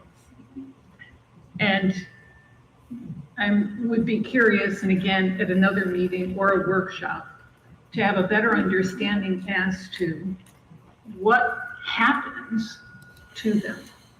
Is it over and done? Or do they go through a process of applying for approval again? And just hearing about Danbury that was approved back in, I think, 2017, 2018, and they're still coming forward with their questions, with their concerns. So just from a standpoint of understanding what is the process, if there is a process or not, because it seems as though with Danbury, it's gone on for quite some time, and with Capital Prep Middletown, we're talking about multiple years. So I would just share, and maybe Laura, Stefan, who is our legislative liaison, can share with you. Growth is, and any new one that the board has given initial support for, that is in the pipeline for funding. And that's a part of that conversation every year when we go through the appropriation process. So the legislature is very well aware of all of that, and we share with them what the enrollment would be, what the funding would be necessary for them to be funded. We can share those documents with you. It happens. We put through the schools that are awaiting funding based on their approvals. All of that is provided to the legislature, and we share with them how much it would cost for them to fund those schools. Go ahead, Kristen. Ms. Franklin? Yeah. I don't need an exact number, but could you estimate, or could someone estimate, approximately how many charter schools has the board granted an initial certificate for that do not currently have funding? 5, I think. Is it 5 or 6? Okay, so I think it's about about 5. 5 or 6. And is it correct that based on the legal brief and the law that I have read and processed, that regardless of when those initial certificates were granted, that the communities and the school can continue to advocate with the General Assembly for funding? Is there a time limit on that? No time limit. Okay. So the 5 schools or 6 schools that are currently not funded could have advocated for funding in the previous legislative session, is that correct? That's correct. And they can advocate for it again in the future? That is correct. Okay, thank you. We've seen Danbury come back in front of the board since their initial in 2018. They've come back a couple of times. One I can remember when they changed their management, Right. the management company. So they've come back to change. Went ahead again to the General Assembly, but were not approved for funding. So that's why they're still sitting there. But that does happen. Yeah. Yes, you may. So follow-up question, and I'm gonna play I'm new card still, even though this is my second year.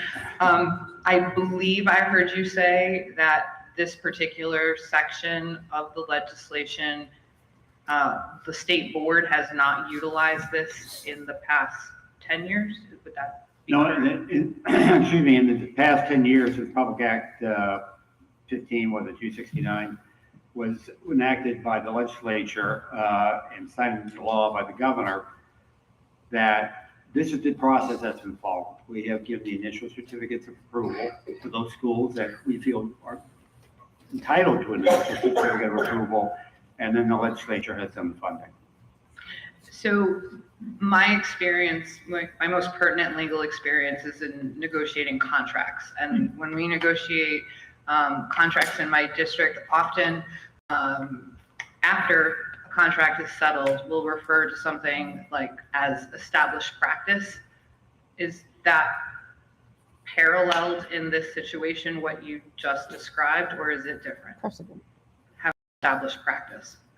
Or a course of conduct. I would say no. I mean, I think that we make an individual determination based upon the experts in our department who look into the academic and all the charter applications, all the criteria, and then the recommendation is made by the commissioner to the state board, and the state board decides whether or not to issue the initial certificate of approval. That's done on an individualized basis, and as we've indicated, these charter applicants can then, they can continue to advocate to the legislature for funding. I mean, I know I said it before, but I think it's important to reiterate, based upon many of the comments that were made tonight, State Department of Education has no animus toward or beef with Danbury Charter or Capital Prep Middletown. We gave, I'm not promoting myself, the state board issued them an initial certificate of approval. Because based upon the CSDE's recommendation, the commissioner's recommendation, we felt they had great potential. The commissioner would not make such a recommendation if she did not sincerely believe that. Nor would staff members at the CSDE share their recommendation with the commissioner if they did not believe that. So Under the two-step process under 1066BB subsection A, the state board did its job. CSD did its job, the state board did its job. And now to become a full-fledged charter school again, it's in the hands of the legislature. One quick follow-up to Kristen's comment here. So first off, Mike, I couldn't agree with you more that I certainly don't read this as you or anybody else here on this board having animus towards Catholic prep. We did, I mean, not we, but previous incarnations of this board approved this, right? That being said, this question is sort of about the role we play here. And well, again, I stick to my point that I found some ambiguity in the law. I would say that I even find some ambiguity, candidly, in this hearing about whether 10.6 EEK is something that we use routinely when we're allocating funding across excellent charter schools, or something that we haven't used before, right? And so anyway, I truly do have, like, while I appreciate the arguments you're making, it feels to me like a hard question at some level. Yeah. Dr. Carlson. Thank you, Chairwoman, and again, appreciate all the comments today. I'm going to play the really new guy card. As I was doing research similar to Dr. Zimmerman, the one thing that I needed clarification on, whether that's from Attorney Cunningham or you, that subsection, that 10-66 EEK, from what I was reading, is that only applies if the legislature specifically funds a charter. And now you don't have enough money, so you use that ranking to decide who gets funded. But does it specifically say in that language, if the legislature funds? Like, is that in there to go to the ranking? Because I think the implication in what I read from Capital Prep was that we have the right to use that ranking to determine who should get funded. But from what I read in the general statutes was that only falls if the legislature specifically approves funding for that school. So if the legislature did not approve funding specifically for them, that subsection doesn't apply. Can somebody clarify that? No, that's absolutely correct. And in fact, 1066 EE subsection K incorporates by reference 1066 BB, which talks about the two-step approval process doing funding. Thank you. Dr. Levis? I don't know if this is on. Oh, yeah, it is. It's just so, well, I love the comments that were made, very moving. And I was just interested that there was this, I think of Waterbury, in Denver approved, and they waited so many years. And I was just wondering, is there a process like helping them, this is what you need to do, or this is the process you need to follow? I don't know if there's anything like that available. We actually granted them their initial. Right. Yeah, We did. They go through accountability, so it was granted, but once it goes to the General Assembly, it's the funding issue from them that we wait on.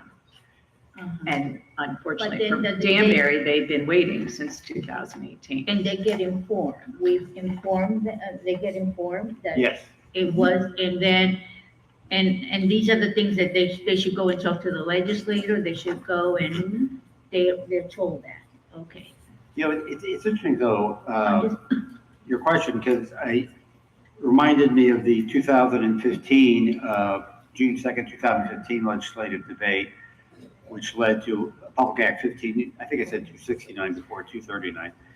And Representative Fleischman, who was then co-chair of the Ed Committee, stated in part, and it's on page 8 of the proposed declaratory ruling, once an initial certificate of approval has been granted, which again, that's the state board's role, the organizers of a charter school can then seek to be included in the budget of the government of the state of Connecticut. So the thinking is that really it's not our role is to kind of tee it up, so to speak. We give them the initial certificate of approval, off you go. And it's up to the individuals to go and try to lobby the legislators or whatever the case may be to try to get that funding.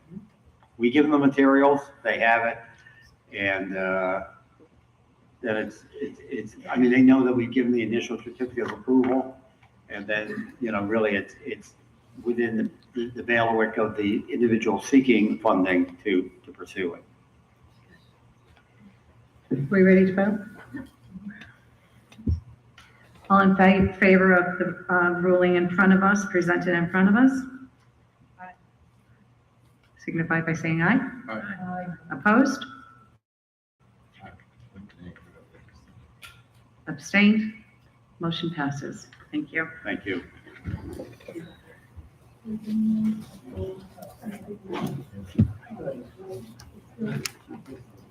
Did you abstain? No, I didn't.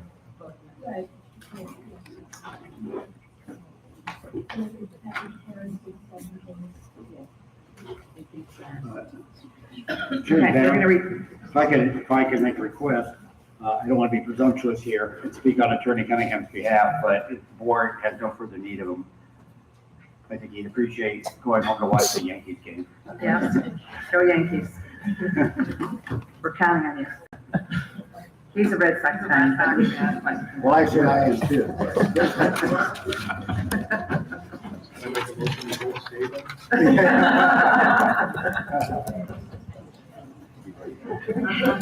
We're going to return to the regular agenda item number 4, the consideration of minutes.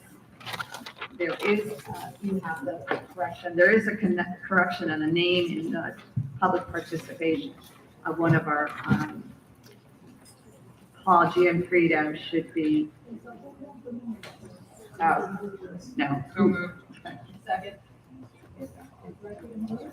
Yes, we do have Paul Gianfrido was incorrectly listed in the minutes. Is there any other changes or alterations to the minutes? I don't have whatever. It's either listed as John and supposed to be Paul, or it's listed as Paul and supposed to be John. We'll correct that. We were told when we got here today that it was incorrect. You've got that, Alda?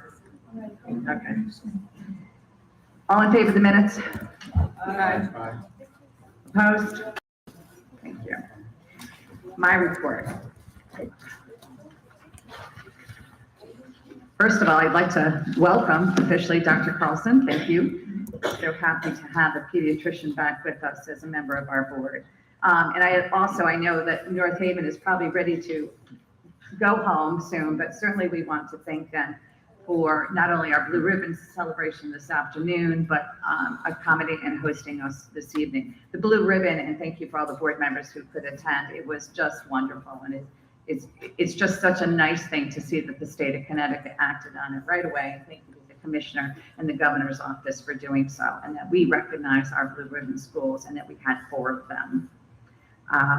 Our charter hearings start tomorrow. Thank you for all the board members who are overseeing them. And for our newer board members, if you haven't been one, you can attend any one. If you'd like to see how it goes, it's a pretty easy process, but those start tomorrow.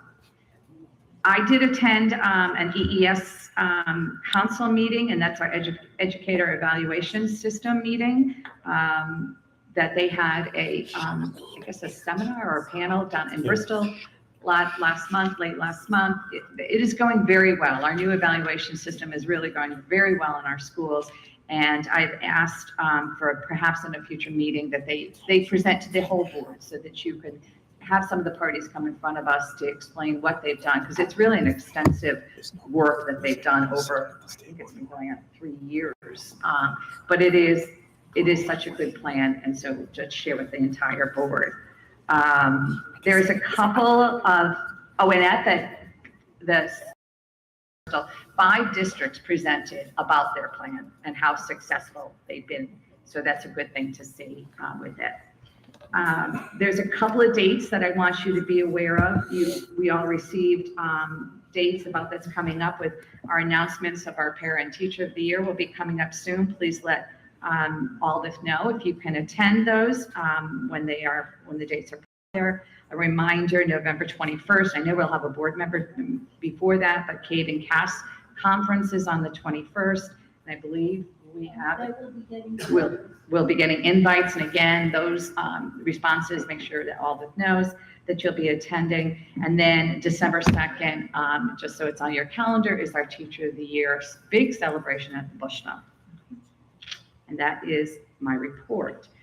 And then we're going to move to committees. And this is, we've changed this a little bit and brought the committee reports up further to be underneath the board. So I will report out on academic and standards.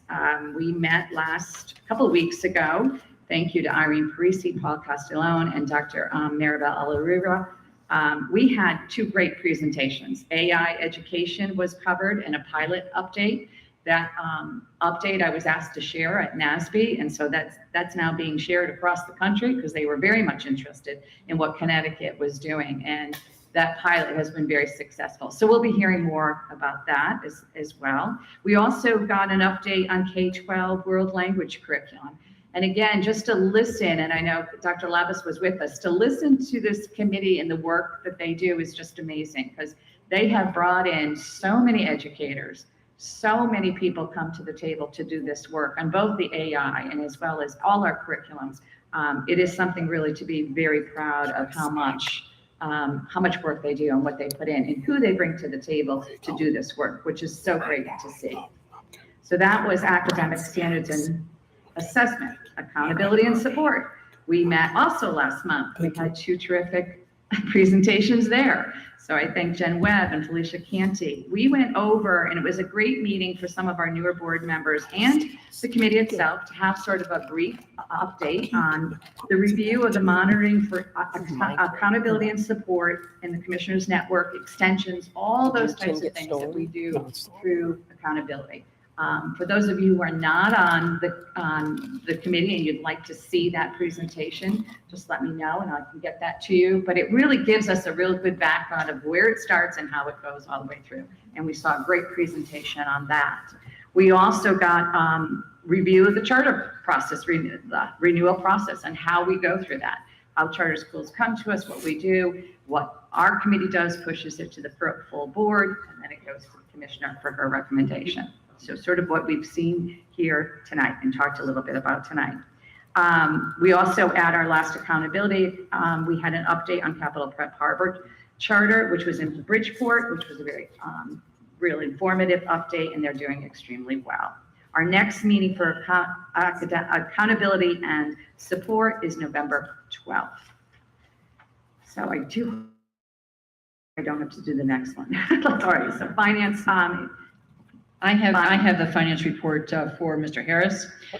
We want to thank Keith Norton and of course the rest of the team for all the work that they've been doing while our current director is out on sick leave. And one of the things that we are very appreciative of is the extra hard work that has been happening to try to get additional staffing in order to catch up and with the tremendous workload and things that they're trying to work through. So thank you, Keith, for making sure that you are able to wrangle somebody to come and work with you to make sure that moves forward. We also want to give extra thanks again for just the continual explanation about what's been happening, and we're certainly very appreciative again for all the work that happens with that. Our next meeting is going to be November 18th. The next committee, Legislative and Policy Development, we met before the start of this meeting, and we had two proposals that we entertained. The first that we looked at was a recommendation that the State Board of Education formally adopt the Para Pathways Assessment as the successor to the Para Pro Assessment, and that's going to include any bridge offerings designed to support para educators during the transition period. We have passed that, and that will come forward. The other presentation we had was looking at proposed regulatory changes to early childhood certifications, trying to address the full early childhood, early intervention, and educational professional span in one certificate. There were some excellent points made about questions with regards to how people would be bridged with bringing in the certifications, and we have asked them to go back and seek clarity and provide additional guidelines or information on guidelines that will help to address some of the concerns that the committee had. And they will be bringing those back to us with additional perspective so that we can ensure that people who are currently certified were not going to be cut off and be without jobs. So again, that's the report from this committee. Thank you. Our CTAC schools system. Yes, hi, thank you all. I just wanted to share a little bit of data. We just got our October 1, data report. And so we have 11,700 students, 500 more than we had last year. So we are shoehorning them into our high schools at the moment. And have a slight uptick in special ed. We're hitting almost 18%, which is the state number. I do want to mention that 6 of our 17 schools have 20% or more, some of them close to 25. So they are, experiencing increased need for students and not necessarily the staffing they need. But we are also actually tomorrow doing a bunch of special ed 101 training across the state for teachers. Again, trying to make sure they have the tools that they need to succeed with their student population. So we're off to a strong start at CTEX this fall, and hopefully that'll hold going forward. But thanks for having me tonight. Thank you. Dr. Diamond had to leave, but I know I was. I'm sure she'd love to have her 2 seconds when she gets back. Oh, she's here. Oh, Yeah, she's she's still okay. here. I will get back to her. I'll give the NASB report. Since our last meeting, we've actually had 2 member exchanges since then. Thank you to Dr. Lavis and Ms. Record for attending. We've had a lot of things sent out through NASB. Our cell phone guidelines are one that NASB has asked for on many occasions. We were actually even in their newest newsletter, that the Connecticut guidelines for cell phones were in there. Reciprocity was shared with NASB as well. I mean, they were very interested in how we are retaining teachers and just all, and it really is that one pager they just loved. And so that was shared. I had shared earlier that the AI presentation was shared just recently with the Northeast area, because we just had a meeting just the other day. They were very much interested in that. And that is a segment that is in their national conference that's coming up at the end of the month. So I told Irene Parisi that I would be bringing back what those other states are doing as well. I will be attending that conference in Austin, and NASB just announced actually this morning that they are giving, they don't always give, but their 2025 Friend of Education is going to Secretary Cardona. So that's a nice award that NASB will be given. Yes.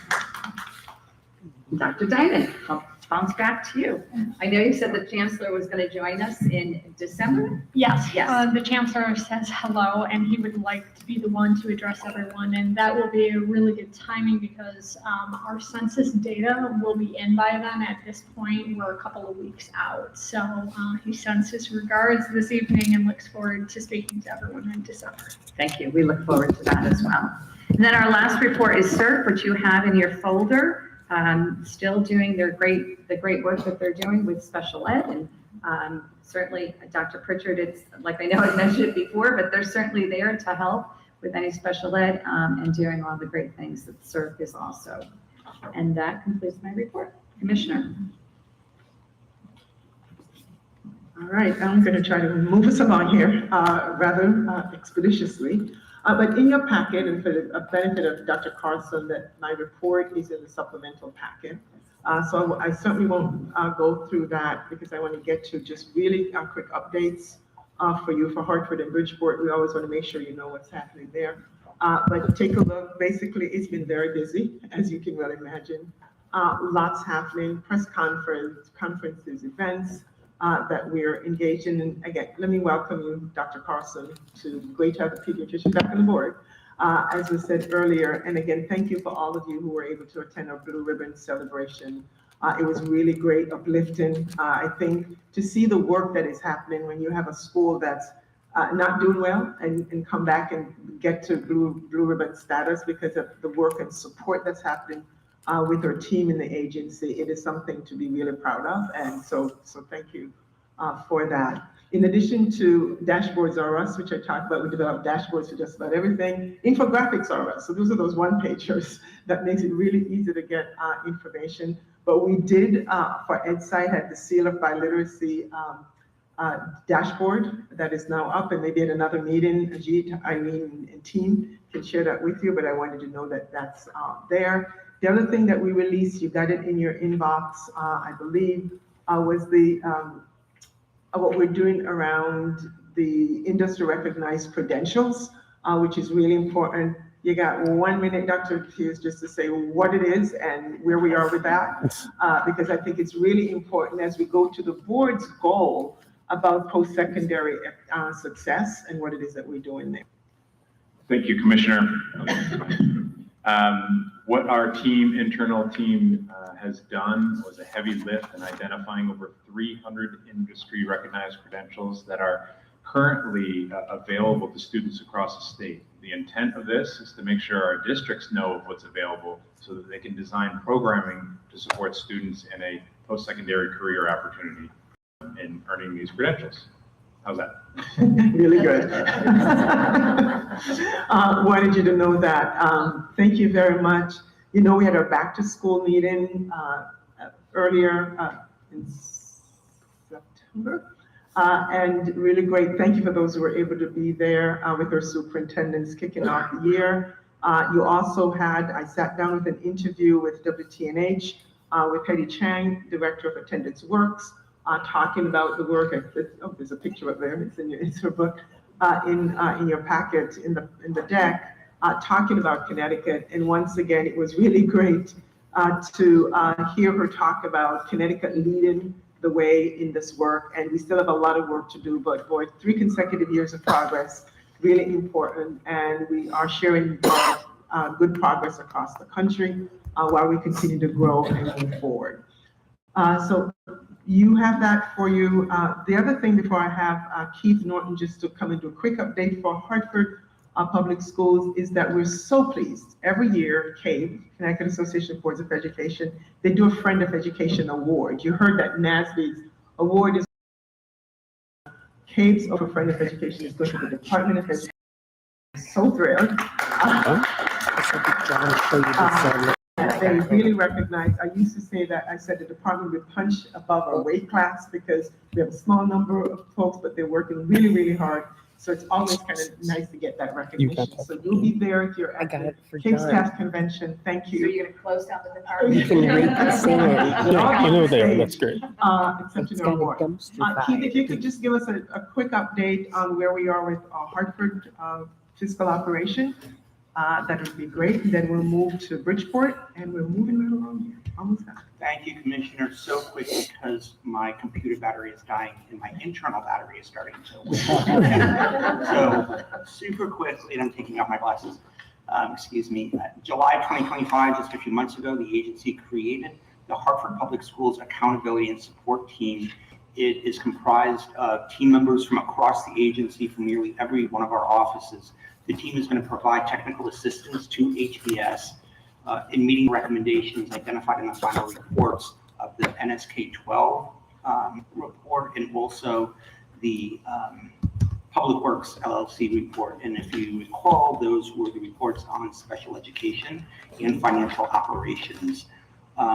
This team, the accountability and support team, met with the new HPS superintendent and CFO on August 26th and again on September 15th. So a couple of meetings already under our belts to discuss the authorizing board action and subsequent agency review, identify points of contact for each side, and also discussing the cadence and purpose of meetings between the team and HPS.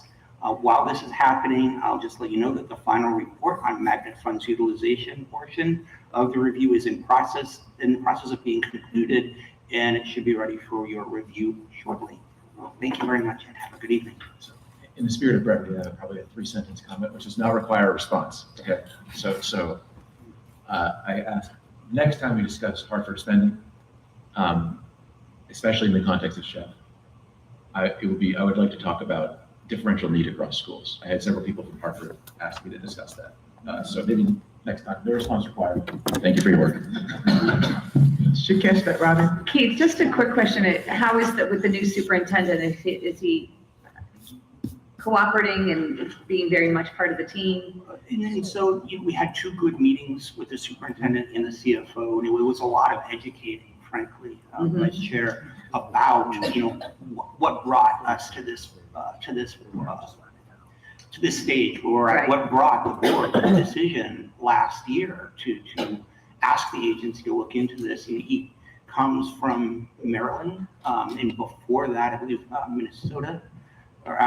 Michigan, but they had different laws, they had different relationships between their state Department of Education and their local school system.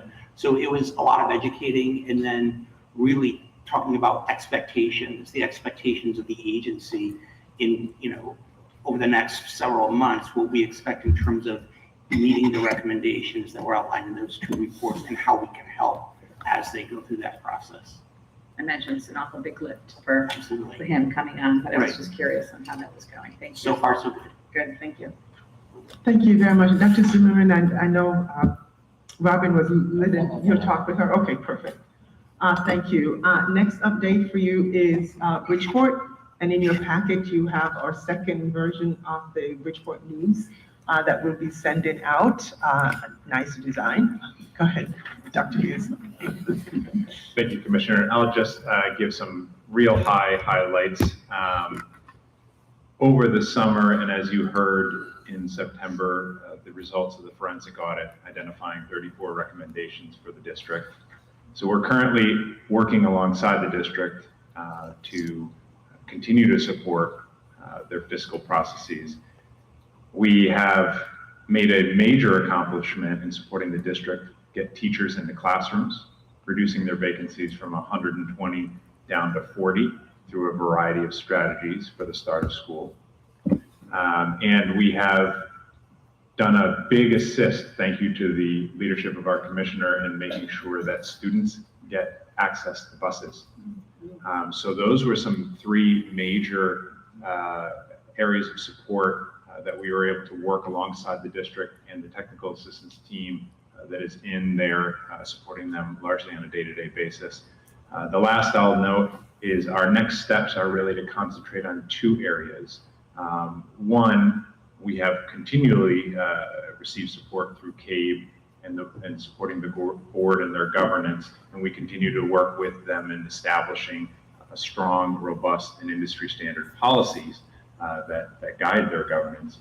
And the second is around their designing and development of an operational budget that is balanced. So that's the next step moving forward. So CABE is still continuing to work with them? Yes. Because I know there could be a change after the election in Bridgeport. I mean, that's possible. So I would imagine that they will be, if there were new board members to come on, they would continue with that training. Yes, that is the intention. And actually the district has employed CABE to continue with training on their own in some capacity. Yeah. Oh, good. So, good. Thank you. Thank you very much. Ms. Redford. In the local news, there's been a lot about Bridgeport's desire to have paraeducators in the kindergarten classrooms. I read two separate media reports that said that they were seeking approval from you, Commissioner, to utilize some of the funds that were allocated through the General Assembly for those purposes.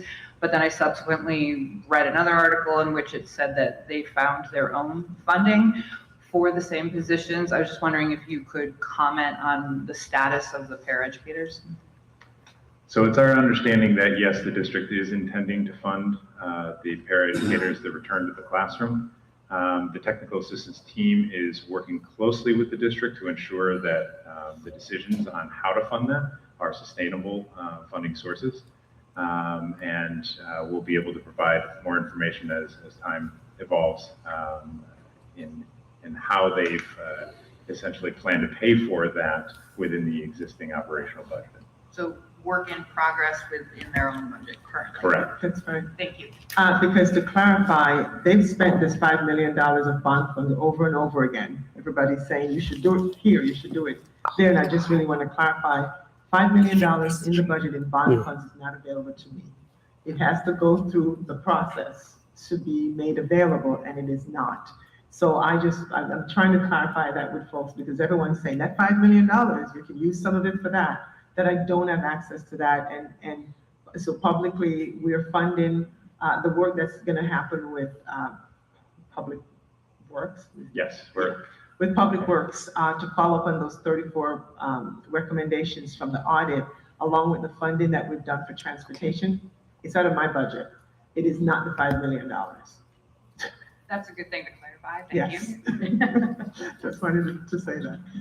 All right, so thank you very much. Moving right along, in your packet, I'm going to the federal funding update, which I'll do very quickly for you so that you're aware. I've been keeping you apprised of where we are with funding.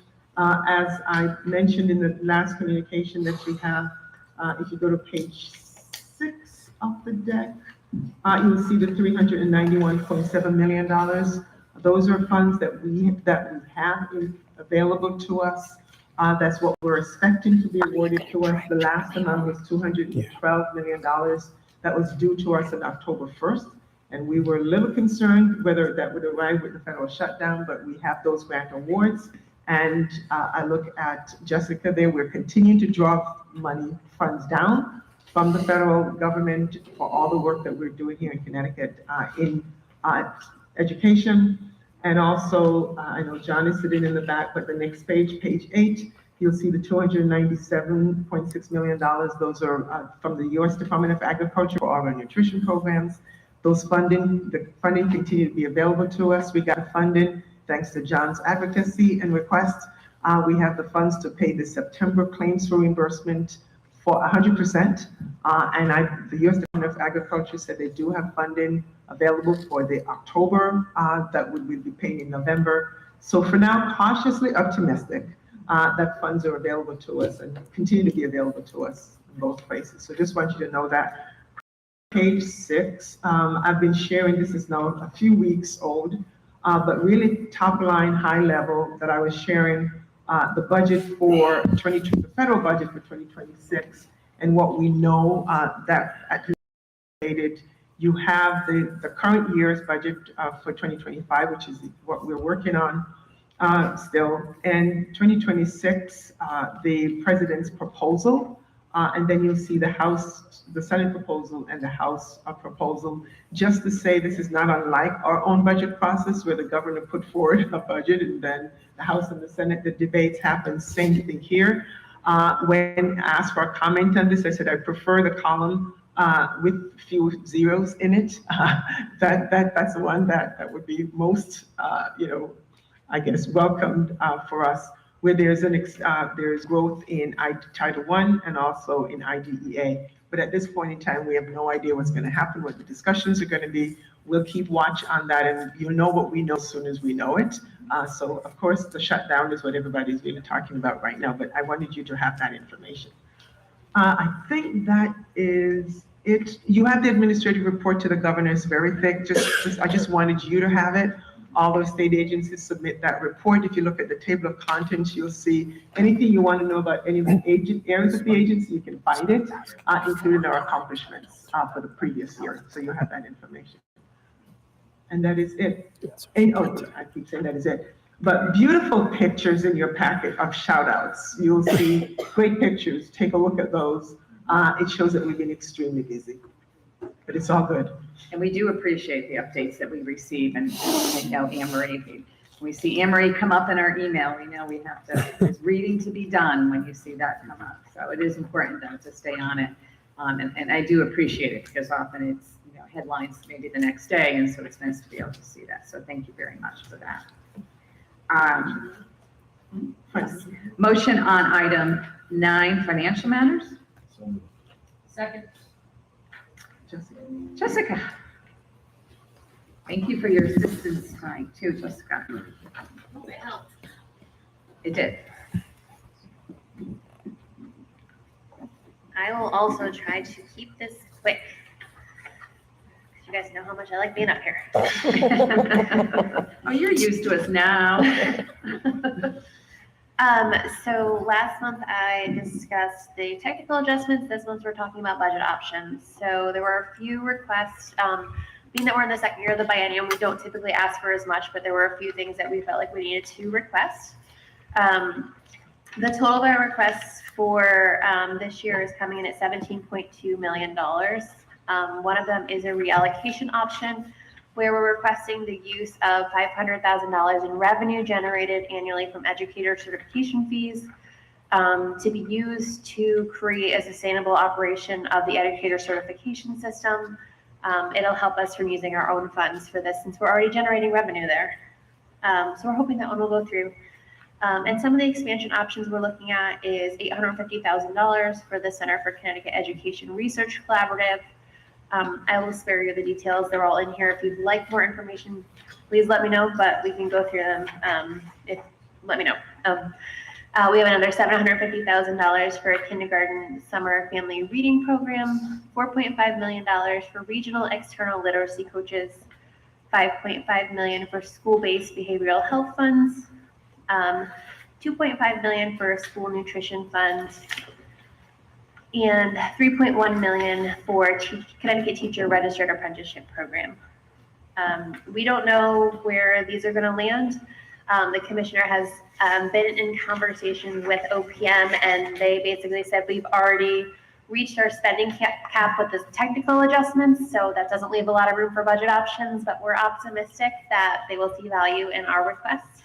But all of the other agencies are also asking for requests. So we're going to hope for the best. I'm working regularly with OPM. They've already asked a lot of questions about our technical adjustments and have started asking questions on our budget options. So we're going to give them what they need and hopefully they'll understand why these are so important for us. Does anybody have any questions about the specific options? Any questions? Good luck. Hopefully we'll come back with good news. All in favor, approve the fiscal year 26-27 budget options and direct. Aye. Opposed? Motion carries. Thank you. Thank you. Motion for item 10, the consent agenda. So moved. Nothing needs to be removed. All in favor? Aye. Opposed? Motion carries. Yes. Motion to adjourn. Yes, yes. So moved. All in favor? Thank you very much. Can you unplug Thank me? you very much. I know it's been Yeah. a hard couple of weeks. There's a lot of things to read, but thank you very much. In stream.